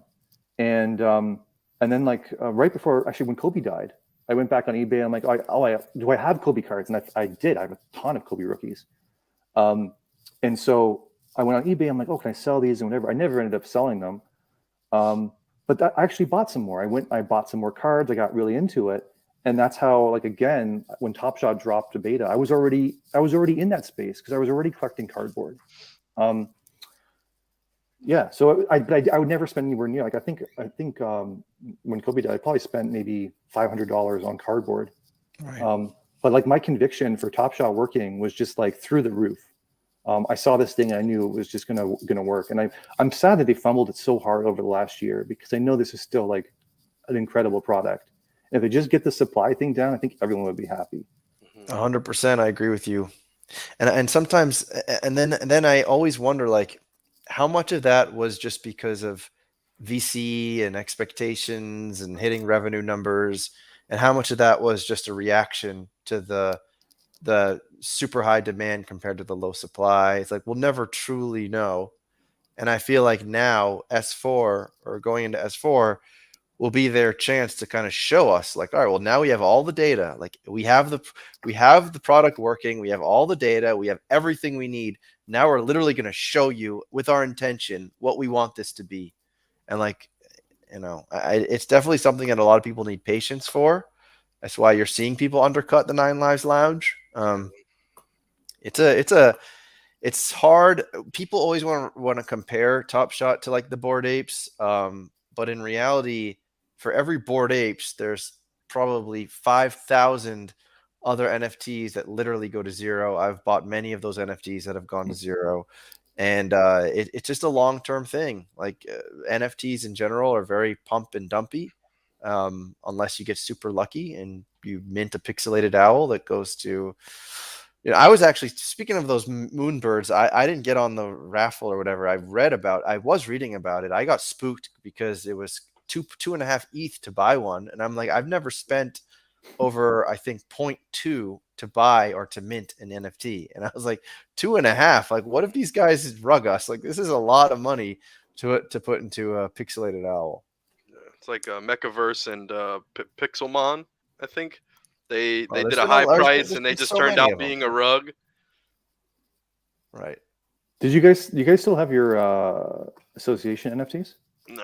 I sold it. I sold mine. I sold mine too. I sold mine and then I bought a stoner cat. I bought my girlfriend a stoner cat with the money. It was like 0.2 ETH. So now I sent it to her address. I made her a MetaMask, so she has one now. Look at you onboarding people into Ethereum. Yeah, so then we watched episode 3. It dropped on 420, and it was cool. I went into the live showing of Stoner Cats, the 3rd episode, and I'm in a Zoom call with Mila Kunis and Ashton Kutcher, and yeah, everyone was freaking out. My girlfriend had a couple friends over, they were hanging out, and then I'm like, guys, come in here and check this out. I'm like, look who I'm on Zoom with, and yeah, Ashton Kutcher's like eating matzah, and he's just like, he wouldn't stop. He went back and ate a second one. And matzah's good. It is. It looks good. It's like chips, No, they are like it's like crackers. It's like those like little it's pretty like good. A big piece of matzah, right? And then they gave me a matzah lesson on it had to be like flat so they could fit it to travel. The old matzah story. They didn't have all the ingredients they needed to make normal bread. They couldn't rise it. I don't know. See, there's your utility. This is why we buy NFTs to learn how matzah is made. But yeah, like I believe in that product, and I think I would trust 0.2 ETH in their hands more than I trust 0.2 ETH in the association's hands at this point. Well, they've already shown you that they don't know how to write a smart contract. But Steve, did you hold on to yours or did you get rid of him? No, he's gone. I just like, what I did? I'll be honest. So like I sold it and put it in Top Shot, bought some legendaries, right? Like, or part of a legendary. Yeah, I'm like, what would I rather have? End of the day, like I've seen the artwork from the association. Hey, I appreciate what they're trying to do. But it's just not for me. Like I'd rather have my Top Shot moments. They did Top Shot on ETH. But also it's the LaMelo team, right? It's the LaMelo NFT team, isn't it? It is? I think it is. I think so too. Yeah. See, I didn't do any research on it. I signed up for I got in the Discord. I was pre 10,000. They gave away one of the NFTs, somebody got 400. Like Oh, my so you whitelist got two spot of was them pretty then, much given Patrick. away. I only You got got two. one. I was supposed to get two. My initial one was never given to me. And then I don't know what happened, but I only got one. I got two. Yeah. Were Yeah, you? I got the sunk whitelist 10,000? one. I got the Yeah. whitelist, yeah, and then I I- got the dapper one as well. So Patrick, they owe I only you got- one. Yeah, I only got the dapper one. I didn't get the whitelist. I tried to contact people. I put it on the timeline. I was asking people at Dapper. I'm like, how can I get in contact? I can't DM the association. I don't know Wait, who to talk to. They wait. So messed up my. so you did have OG status on the Discord? Yeah, and I sent in my ETH address and everything, and then when Hmm. I went to go check it on the mint day, and it wasn't there. So I'm guessing whoever snuck in and got those extra ones, just like my name probably got crossed off or something or No, whatever. I don't think that's how it works. But I've I seen think other it's- people on the timeline say Oh my that they were God. also OGs. Really? I got another one. I got too. another one, guys. I submitted one for the Nine Lives Lounge. Wait, there Well, was you a got- way to do it with 9 laps. See, Yeah, I don't know it was- anything. It This was. council I sucks. just checked. It was a long shot. Oh, God So it was damn like I'm like it was like very clear. Like you're probably not going to get this. And I just checked this account because it's like another. Yeah, fucking got it. So that's another one. Patrick's I'll down probably bad keep right this now. one. Hey, I'll keep this one because Steven, like I all his want to. wallets. Hey, How many? What's the it's floor three. at on Give the? me three. What? What's the floor at on the association NFT? Let me see. That also boggled my mind why that floor kept going up. They're like, yeah, we screwed up. We're gonna add 18,000 more. It's like, brrr, like people are buying them every second. Like, what are you guys thinking here exactly? I couldn't figure that one out. But that was like the best utility that Top Shot could have. Like that was the best rake back utility, whatever that Top Shot could have given back. It's point 0.16 basically. Okay, so I when I got mine as for part of being the OG status, I just sold that right away. That's one of the nice things actually about being 5 hours ahead of East Coast is that like for Top Shot also is like if you want to sell something, there's all the undercutters are sleeping. So it's, you just have the buyers, you don't have the undercutters. So I listed mine at 2.49 and it sold in 5 minutes or less. 2 ETH? No, 0.2. Oh, Sorry, 0.2. 0.249. I was like, whoa, who's going for that much? Yeah, but the drop's gonna the floor is gonna. I mean, listen, if we've learned anything, first of all, you know about NFTs. If you know anything about NFTs, also like the unreveal always sells for way more than the reveal. Everyone thinks they're gonna get a Giannis, and only 2% of the people are gonna get a Giannis. And in that way, I feel like people should, if you like this project, which I'm not even 100% sure that you should, but if you do, then you can think about sniping some like, third tier or third best player on potential championship teams. Like, I don't know, if maybe a player from the Bucks, maybe a player from the Celtics, maybe like a Jrue Holiday, a Marcus Smart. I don't really know who's making it out of the West, by the way. Is this the Warriors West to lose at this point? I think so because the Suns Booker's down. I Is don't he know when out he's for the coming whole back. series? I mean, he's out for the whole rest of the season, or Not for the rest of the season, but we don't know when he's coming back. So with that mystery, you don't know. Like their series could be ended at any point if he's not there. All right. I think they're winning this round 1, but round 2, he's not there. Could get a little hairy, Yeah, I wonder if we can definitely update need on Book. Booker's injury. And by the way, an update on the Warriors game. The Nuggets are actually up by 11 in the third quarter, so that's interesting. Look at my moment ranks. What am I It'll doing? be the one game that they potentially win. Let's check. I'm going to take a quick look here. Devin Booker injury. He might miss 2 to 3 weeks. He has a grade 1 hamstring strain. That is not good news. Even if he comes back, he might not be 100%. So that is not good for the Suns' potential chances in the NBA playoffs. Otherwise, it would have to be the Warriors or, I mean, the Grizzlies are not who we thought they were. So the Utah or Dallas, maybe if Luka comes back and he's full strength, maybe. I don't like the way Dinwiddie's been playing. I don't know. He doesn't play as hard as he should. So it really does seem then that this is the Warriors to win, unless like some team like the Timberwolves just come out of nowhere and start winning games. Who the hell knows? Anything's possible. But yeah, the Grizzlies. What the hell happened to the Grizzlies? Everyone was saying the Grizzlies were the the team to beat, and they don't even need Ja Morant. They're just They crushing don't need teams. him. 9-win streak. That's what they would say. Yeah, they were playing that way, and no one thought they did need Ja Morant. Now Ja Morant comes back, and they're getting slapped around by the T-Wolves. What's going on here? Anybody watching those games closely? Yeah, Steven Adams, they can't even play him anymore. So now they're trying to retool their whole team around Xavier Tillman after they kind of wrote him out of the script. And then Brandon Clark's been playing huge. I really like the Brandon Clark minutes. Oh, I think, was I giving too much financial advice? I think I actually deleted that financial advice clip because I never used it anymore. But if you're listening to my financial advice, you might end up like this. I am never going to financially recover from this. So take everything I say with a grain of salt. No one knows anything. That's the secret. Nobody knows anything. Especially me. I've made every mistake in the book. Well, yeah. I mean, honestly, it is. It's like all timing. It's all just getting in at the right time and getting lucky.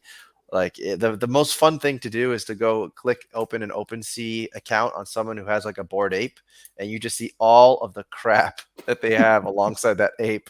It's like nobody knows anything. That's the secret. Mm-hmm. But at the same time, the idea of the unrevealed and the revealed, that I'm comfortable saying that is financial advice for the most part, unless it's like a Moonbird or some of these other projects that just go up. But for the most part, that's like, I feel for all those people who got those House of Kiba memberships. Well, the Moonbird thing is like insider trading, borderline. But like because they're not securities, so you can't say it's insider trading. But it's a whole team that just goes in and buys it. Is it? I don't even know. But do you remember the Hape beasts that everyone in the House of Kiba got? And I got one.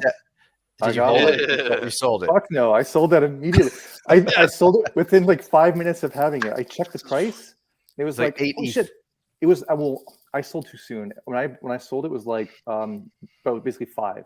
That's still a lot of money. Like, I minted it like 3 minutes earlier. I'm like, oh, sell. Right? so like I did fine, whatever. I love Steve for this. Steve's just a flipper. Like right? I'm like, I'm gonna flip this 5 ETH and throw it back in Top Shot. That's how I see it. I don't see any wins outside of Top Shot as actual wins. They're just ways so I could get more Top Shot moments. Yeah. That's me. Yep.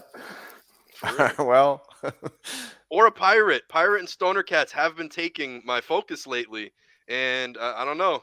I don't know what it is. Steve, what are the other NFT projects you rep? You have your Gutter Cat dog. Yeah, I got my Gutter Cat. I saw you had the Micah Aku verse. Yeah, I've had the whole Aku thing for a while. So I mean, that's been going crazy. I don't know if you guys have been reading what happened. They lost like $30 million, right? Yeah, I mean they didn't review or audit their smart contract, and the short version is all the money that they raised was like $30 million worth of ETH. It's locked up in a contract forever, and they'll never be able to extract it. It's unreal. So no one was burned except for like the project. The project. Yeah, because now they can't use that money for like funding purposes. Right. But what's incredible in the last day was what's happened, because that also happened I think on Friday, Saturday. But like so much of the community has come together, and like there seems to be like a movement almost at this point, like behind it, to support it. Like they're releasing a newer audited contract, and there just seems to be a lot of like positive sentiment to like kind of turn this negative into a positive. So I'm still hopeful that's going to work out. But yeah, that's another one. I had that Damien Hirst one. Okay, that NFT. The dots. Yeah, I got that. Actually, no. Held on to it. Yeah, let me see if one sec here. I'll show you something. Yeah, show us physical print now. Yeah, here it is. Okay, fancy. Look at this fancy guy right here. So it comes as a digital thing, and you can. I think I have until June to basically decide to redeem the physical piece. And if I redeem the physical, I have to burn the NFT. But in the meantime, I basically printed out the physical. Yeah, why not? Just do that. Hold the NFT. Well, yeah, because this is like a 1-to-1 size of what it would look like. And I'm like, well, like, would I be cool with just having this instead of the NFT? At this point, I'm leaning just towards keeping the NFT. I would say so. Who wants? I mean, yeah. You already basically you right click saved the photo, and you can still save the NFT. It's great. You can still have the NFT as an asset. Why not? Yeah, well, and the NFT is just going to be easier to sell end of the day, because if you get the physical, it's going to be a grind again to have to like sell that and ship it and whatever. So I don't want to have to go through that. So Budui, now I just want to know where you're going. Oh yeah, he pulled that right on stream. Oh, that's true. He I did. think he pulled it on Mike's stream. Team Hold. Yeah, I think you're right. So Chef Prez is jealous about your About the dots. The dots, yeah, it's pretty sweet. It's a pretty sweet dot piece. What else? I got my House of Keeban membership. That's been pretty cool, right? Because Keeban was an OG top shotter, and that's how I got it because he was a good guy, and I remember him gifting me like a higher value moment back in the day, and that's why I basically bought the House of Keeban membership, and yeah, that's paid for itself many times over. Yeah, I heard about it. I was in the Discord super early, and I remember I've told this story like 5 times, but they priced it at $500 US, and I remember I was on the checkout page, and I had bought plenty of crap on Top Shot, probably on Ethereum by that point, and it was just like $500. I can't do it. Like, oh god, what an idiot. But hey, we all have our wins and our losses. That's part of this game. Yeah. Anyway, PPE is bringing up a certain former attorney that I sometimes do a morning show with. I mean, he bought a good TSD. You know, I think he made a good move. I like the move. The market might not reflect that, but I think that's cool. I mean, long term, that should be a grail. I mean, I don't think he has a 23 in it too, but I think he was number 6 then, so it doesn't really matter. Yeah. No, it was 23. He was 23 in the moment. It's like I remember it. It's like he's got like 23, 23-8, I think. Like that's like dunks on number 8. Yep. Yeah, he's got it's a really cool cereal. Right. I was there when he bought the thing. I was on the stream. Yep. Right. So I definitely, you know, I mean, financial advice, not financial advice. I might have told him to maybe he wanted it. He's like, should I do it? I'm like, yeah. If you want it, do it. Yeah, well, definitely not financial advice. Our friend Judgy over there is someone who says he dumps his entire life savings into Top Shot. That's like, don't do that. As much as you love Top Shot or any other NFT project, please do not dump your entire life savings. He's probably just sort of speaking with hyperbole, but yeah, don't do that, folks. All right, what else is there to talk about? How's he been? He's actually in Vegas or something. It's some sort of under the. I actually know what's going on, but I can't talk about it. But it's something that he might eventually start working for a Web3 organization. So I think that's potentially happening. I'm not sure who knows what, but Alexo's here, which means Web3 that we know, or like some random company. No, not one that we are very much involved in. Not that Web3, but Alexo's here, so I got to do it. We love the community. Alexo made me some money. He put me over. That's 3 communities. The Vegas line. Beat again. That's true. Should I goat you guys into saying some other ones because we haven't played them? Or do you already know them? Patrick, roll off some. Talk about. You got to include the keywords. You know who I love? Who do you love? Roham.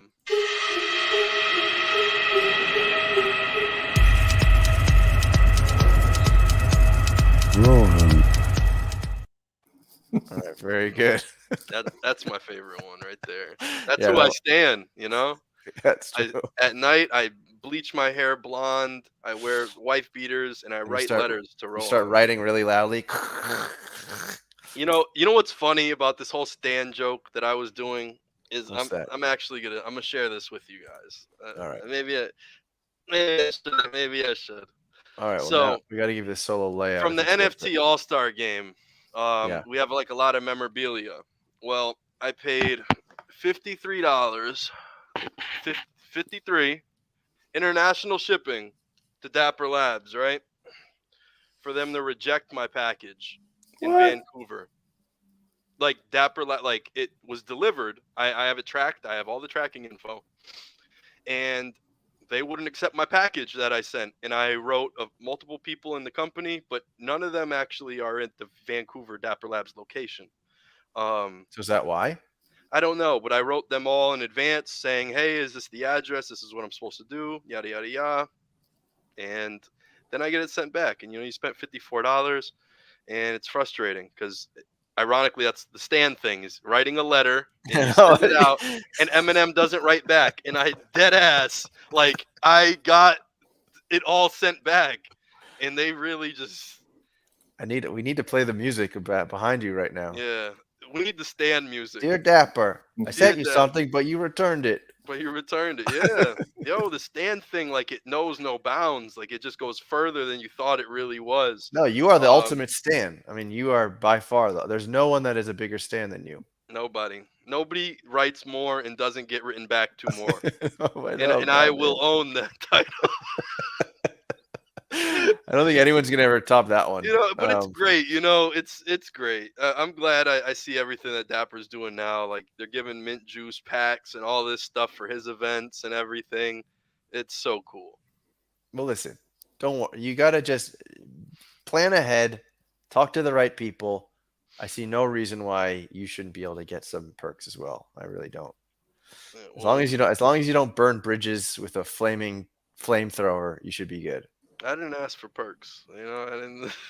I just tried to send them, like, it's like the towels, the thermos, the banner that everybody signed says, thanks Roham, thank you Dapper Labs, blah blah blah. This is awesome. It's not funded. It wasn't even by them at all, but it was more like, you brought us together. This is the community. Thanks Dapper Labs for, kind of building the community that we built out.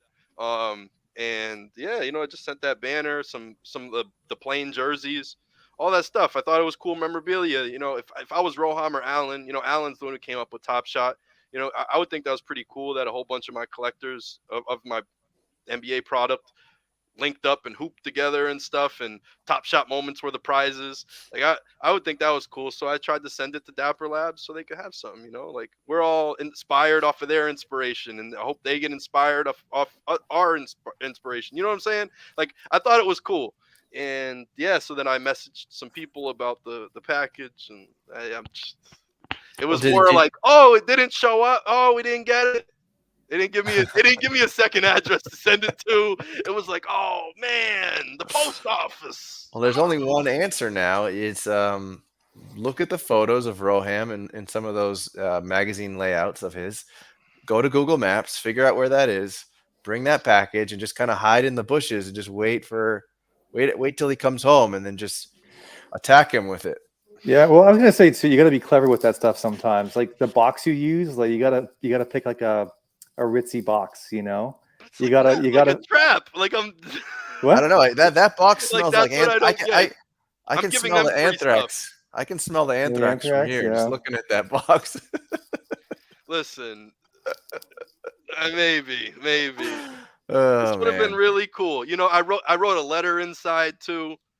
Man, I want to almost open this on stream. Let's open this on stream. Maybe someone from NBA Top Shot's actually watching or something. Well, maybe we'll do like the Stan giveaway. Who wants a Stan moment from the biggest Stan on NBA Top Shot? So this was never opened, right? It was rejected. That's true. I think your new name is Pakistan. Pakistan! Oh my god! Oh my god. You know what? That's actually what my fan club is going to be if I ever get one. So I'm going to, my pack of stands. My pack of stands. Yeah, the pack of stands. I like it. All right. So this is an unboxing video. Don't make us cry. That's all I ask. So we got some NFT All-Star Game thermoses. One for Roham, one for Jacob. Nobody else. We got some nice towels. Those look like they absorb. Wipe their sweat when the cues are tough. I wrote a letter. Dear Roham. And it's about I called you 3 times and you still didn't call me back. I don't even remember those lyrics. I wrote you, but you still ain't calling. I got your home, your phone, and wrote my address at the bottom. I don't forget. Yep. Well, I pretty much wrote about how, my basketball journey, and it brought me to this, and it's really cool, like everything all coming together, and how basically I said Since then, I made my first YouTube video, bought my first NFT, met a fellow university alumni, and that alumni and I worked together from 3,000 miles away, Massachusetts to Portugal. We connected quickly, knowing each other, grew up Boston Celtics fans. Basketball unites the world. NFTs, crypto unites the world. The world united for basketball, February 12th, 2022, at the Basketball Hall of Fame for the NFT All-Star Game. Thank you for creating a space for us and covering dinner at Pack Drip. Hey, that's a nice letter. And then Roham's big ass banner that everyone signed the back of and everything. That could be in his bathroom right now. There was nothing malicious, you know. I just wanted to say thank you because they covered dinner for us. And I bet you it was I bet you usually the simplest answer is usually the right one, and it was probably just some kind of they didn't have people at that office or miscommunication. Like, I don't think people are rejecting a package just to be like, take it. That's for you, Pack Drip. Like, I don't think that. They really did. They held the package. They gave it back. Like, how about you give me that? Let me take a dump in it and then send it back. Like, I don't think that's what was going on. I really don't. Yeah, but I thought it was just so cool. You know, I really I wouldn't spend my time on this if I didn't like it. I really like you guys. I really like basketball. We all like hoops. Like, we all get together and talk shit. And you're in Canada. You're in Portugal. Like, it's cool as hell. We really are, like, doing something that wasn't possible maybe even a few years ago. Like, well, I completely agree. And that's what Top Shot is to me more than anything at this point. It's Yeah. like the idea that this whole community was created like this from nothing blows my mind. Yeah, it really does blow my mind that this community is, like, honestly this big. Like, I read something that over 30% of all Top Shot accounts are international, which I also was like a really good sign. I don't know if that's factual, but I've seen it on Twitter, and hey, that's as much facts as we need. That means it's real. It's real. Is that like does that include Canada in the 30%? Because that's probably. I think they're very generous in including Canada, even though it's a Canadian company and they're still calling it the international users. But I think that's the way to gauge it with the NBA being a United States product. Well, I think some of us might have seen that the story about the winner of the Raptors event. He flew up from Portugal. So not Portugal, Singapore. Oh yeah. I was like, I thought he was. Yeah, no, it's Singapore, and like that's crazy. But yeah, Dapper will fly you out to attend a Raptors game if you happen to win, despite the fact you might be in Singapore. No, it is incredible, and I feel like that's what they should win over sort of the physical space. When was that? When did that guy win those tickets? Recently. I thought that's why he got League Pass. No, this is a Raptor collector who flew out from Singapore to Toronto to watch Game 3. Or Game 3, Game 2. So if I win some tickets to Milwaukee Bucks, they're gonna fly me from Mass to Milwaukee. Yeah. If you win the VIP one. Oh, you have to win the VIP version.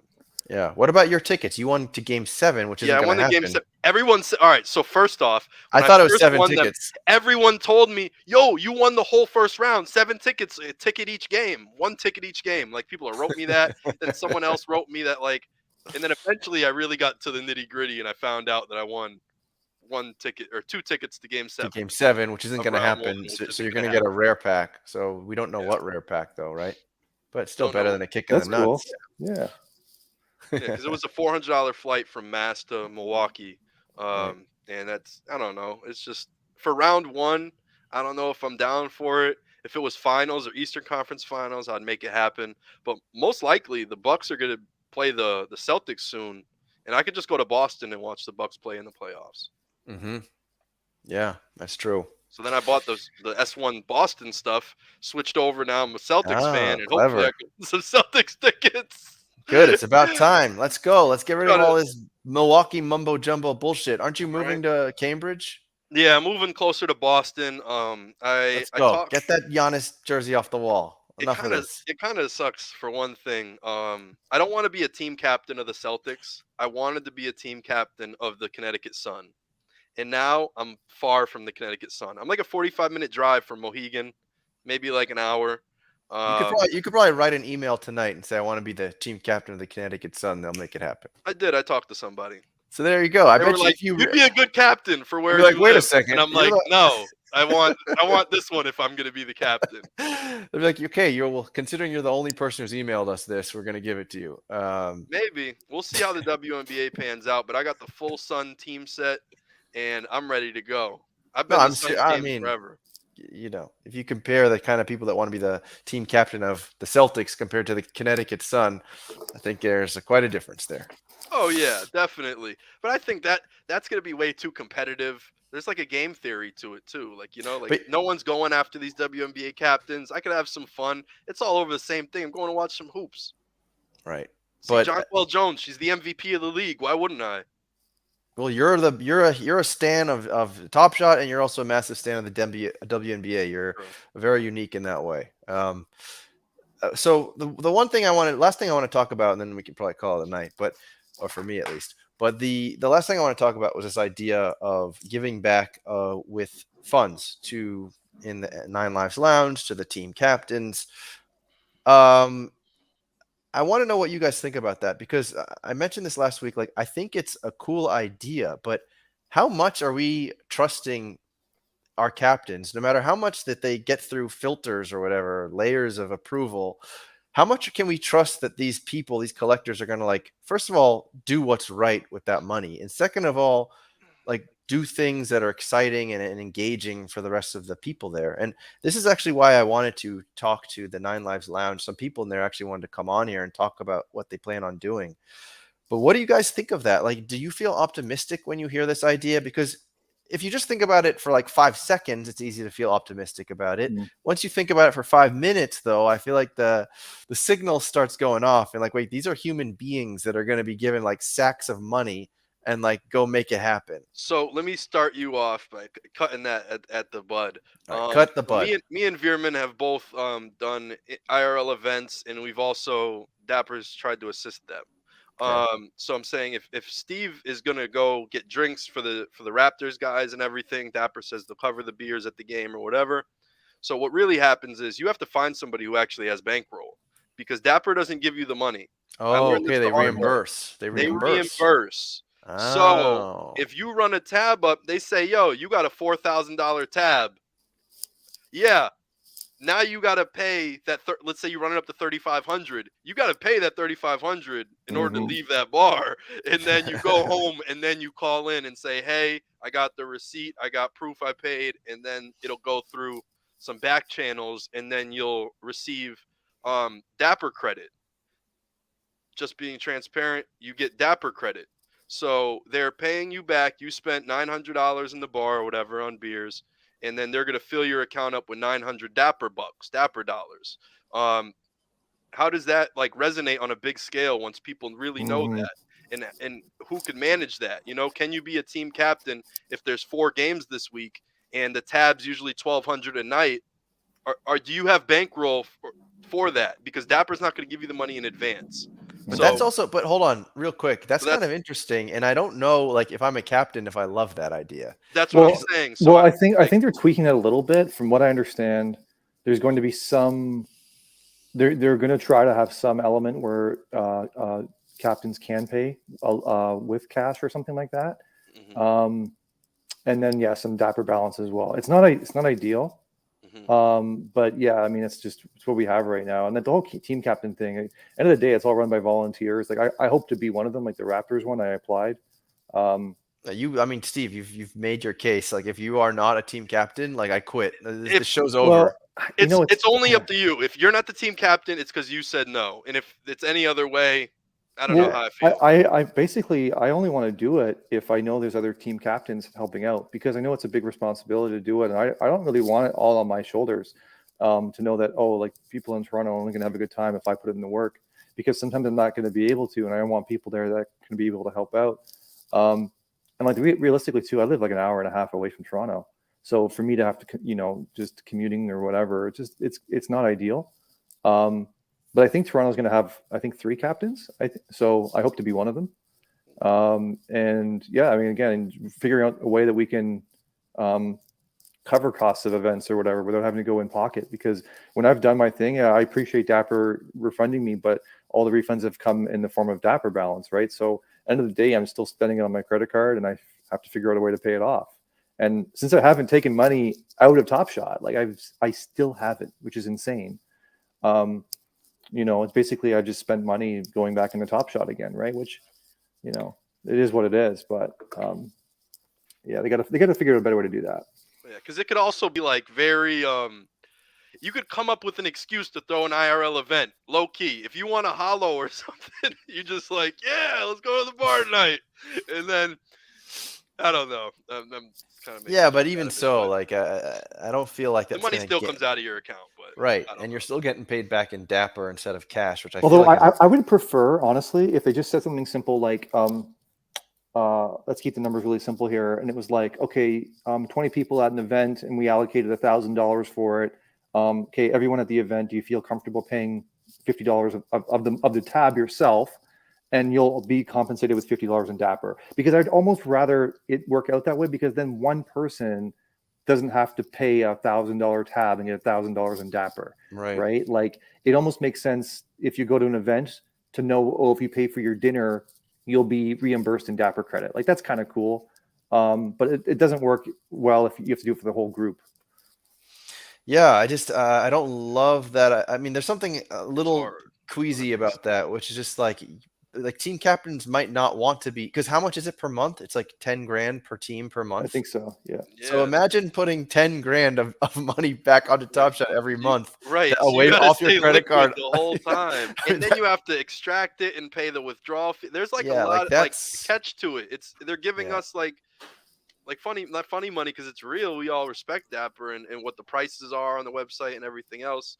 But yeah, it's just scaling big. It's hard. If you're gonna give each person maybe $50, how do you gate that person? I don't know. No, I think you just invite your buddies to make a Top Shot account. You go out to eat and then they just fill it. No, I think that's a team captain thing where like the team, it's up to the discretion of the team captain. I think the team captain, we all just have to agree that whoever is responsible for the team, like they're just going to be acting in the best interest of the team and the community. Otherwise, like they probably shouldn't be the team captain. Right. And I think this is why like shared responsibilities is a good thing too, to keep everyone in check. Like the other two team captains for the Raptors, I've never met them personally, but if they're, if we're all team captains, like we're all going to be accountable to each other. And yeah, I think if we're hosting an event, to be able to, making sure that people are, no one's taking advantage of this system, right? There should definitely be some checks there. Yeah, I kind of agree with this point though, because if you are the team captain, you spend thousands of dollars, it goes straight back to your Top Shot.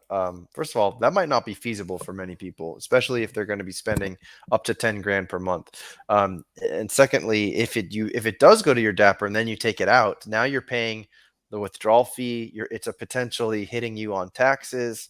It's because you wanted a night out at the bar, right? So that is definitely a little bit problematic. What about just like a prepaid credit card or something like that, where everyone? Yeah, I think it's like a loaded card or something every month, and you got the card, and obviously they could track transactions. And if there's something that's out of whack, boom, you lose your thing. Yeah, exactly. They kill the card.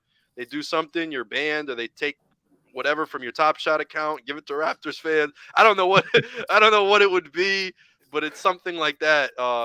Yeah, I think there's easy ways to do it. I just think, because I know the current system, and I know Steve can speak on it too, so we just did, is I don't know if that's feasible for everybody that could, like I said, maybe come up with 4,800 on the spot. I don't know if every captain could do that. They got to figure out something to change their current system for IRL stuff.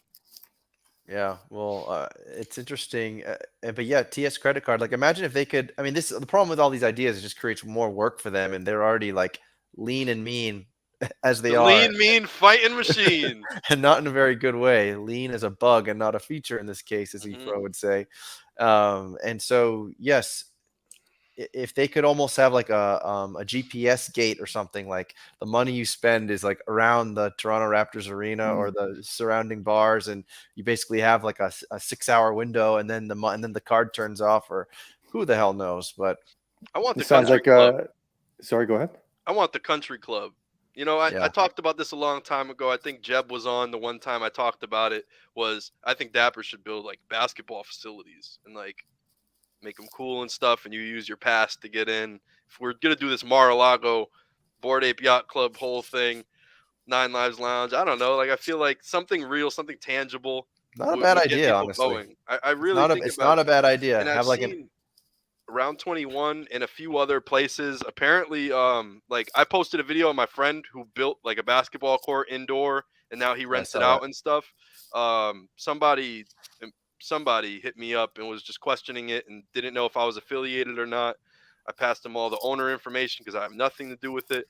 But that was something that I said. Like he built this for like under 100 G's, and I mean that's 3 months of Nine Lives Lounge thing. Imagine what 100 G's, you build a facility and call it the Top Shot Center, and everybody with an account can walk in there and hoop and get next or something.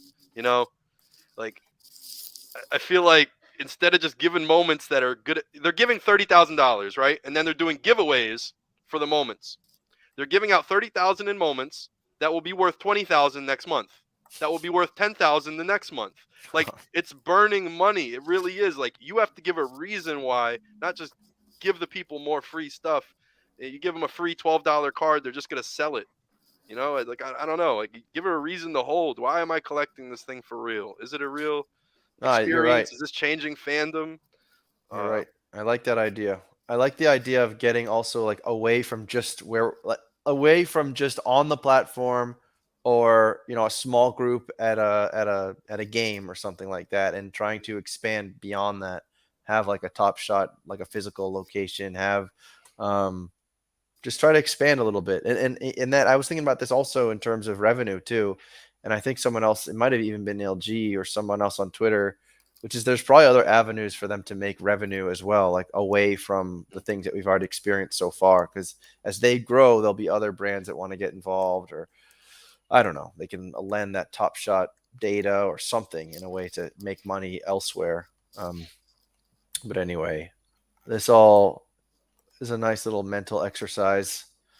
Let's see. Let's see what we got here. Here's Efro. He's back with a comment. It's kind of crazy that the packs they gave away for one of one. Oh God, I ripped.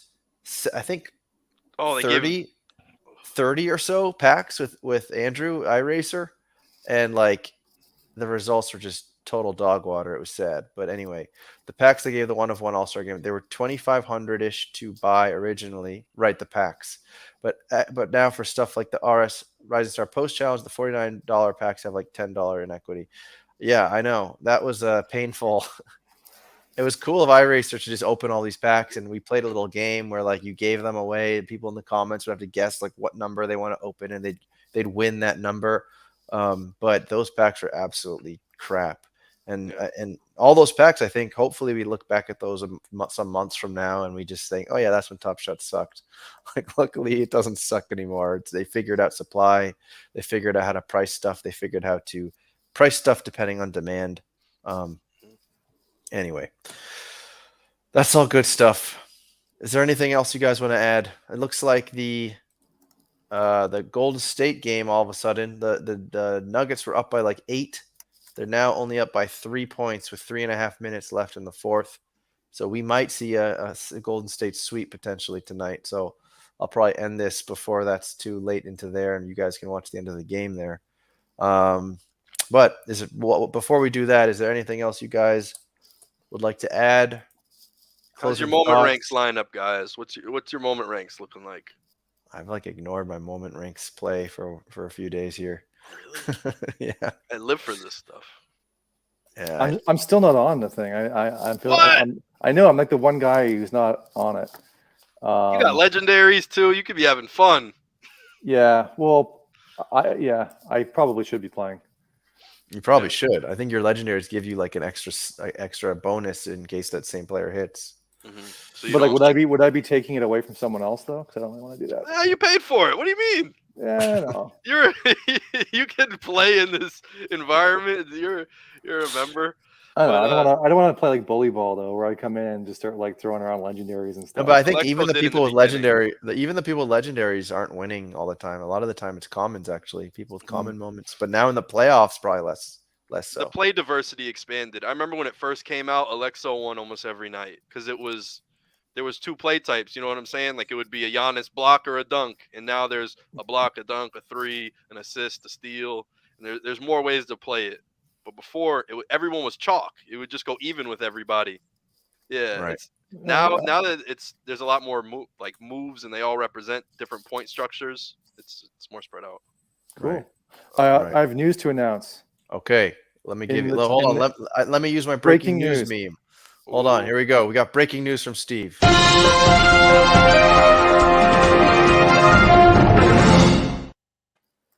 Okay, so during the show, I said that I checked one of the accounts that I applied for the association NFT. Mm-hmm. I have since sold it. Hey, So news buy to a announce. pirate. I already had Yeah. a pirate.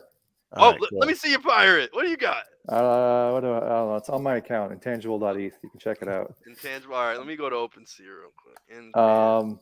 But yeah, no, I sold another NFT. So there you go. I got some extra money. I'll probably buy back in once they do the reveal, because we all know that's the what I'm reveal thinking. thing. Like, I'll buy a Raptor or something like that and just hold on to it.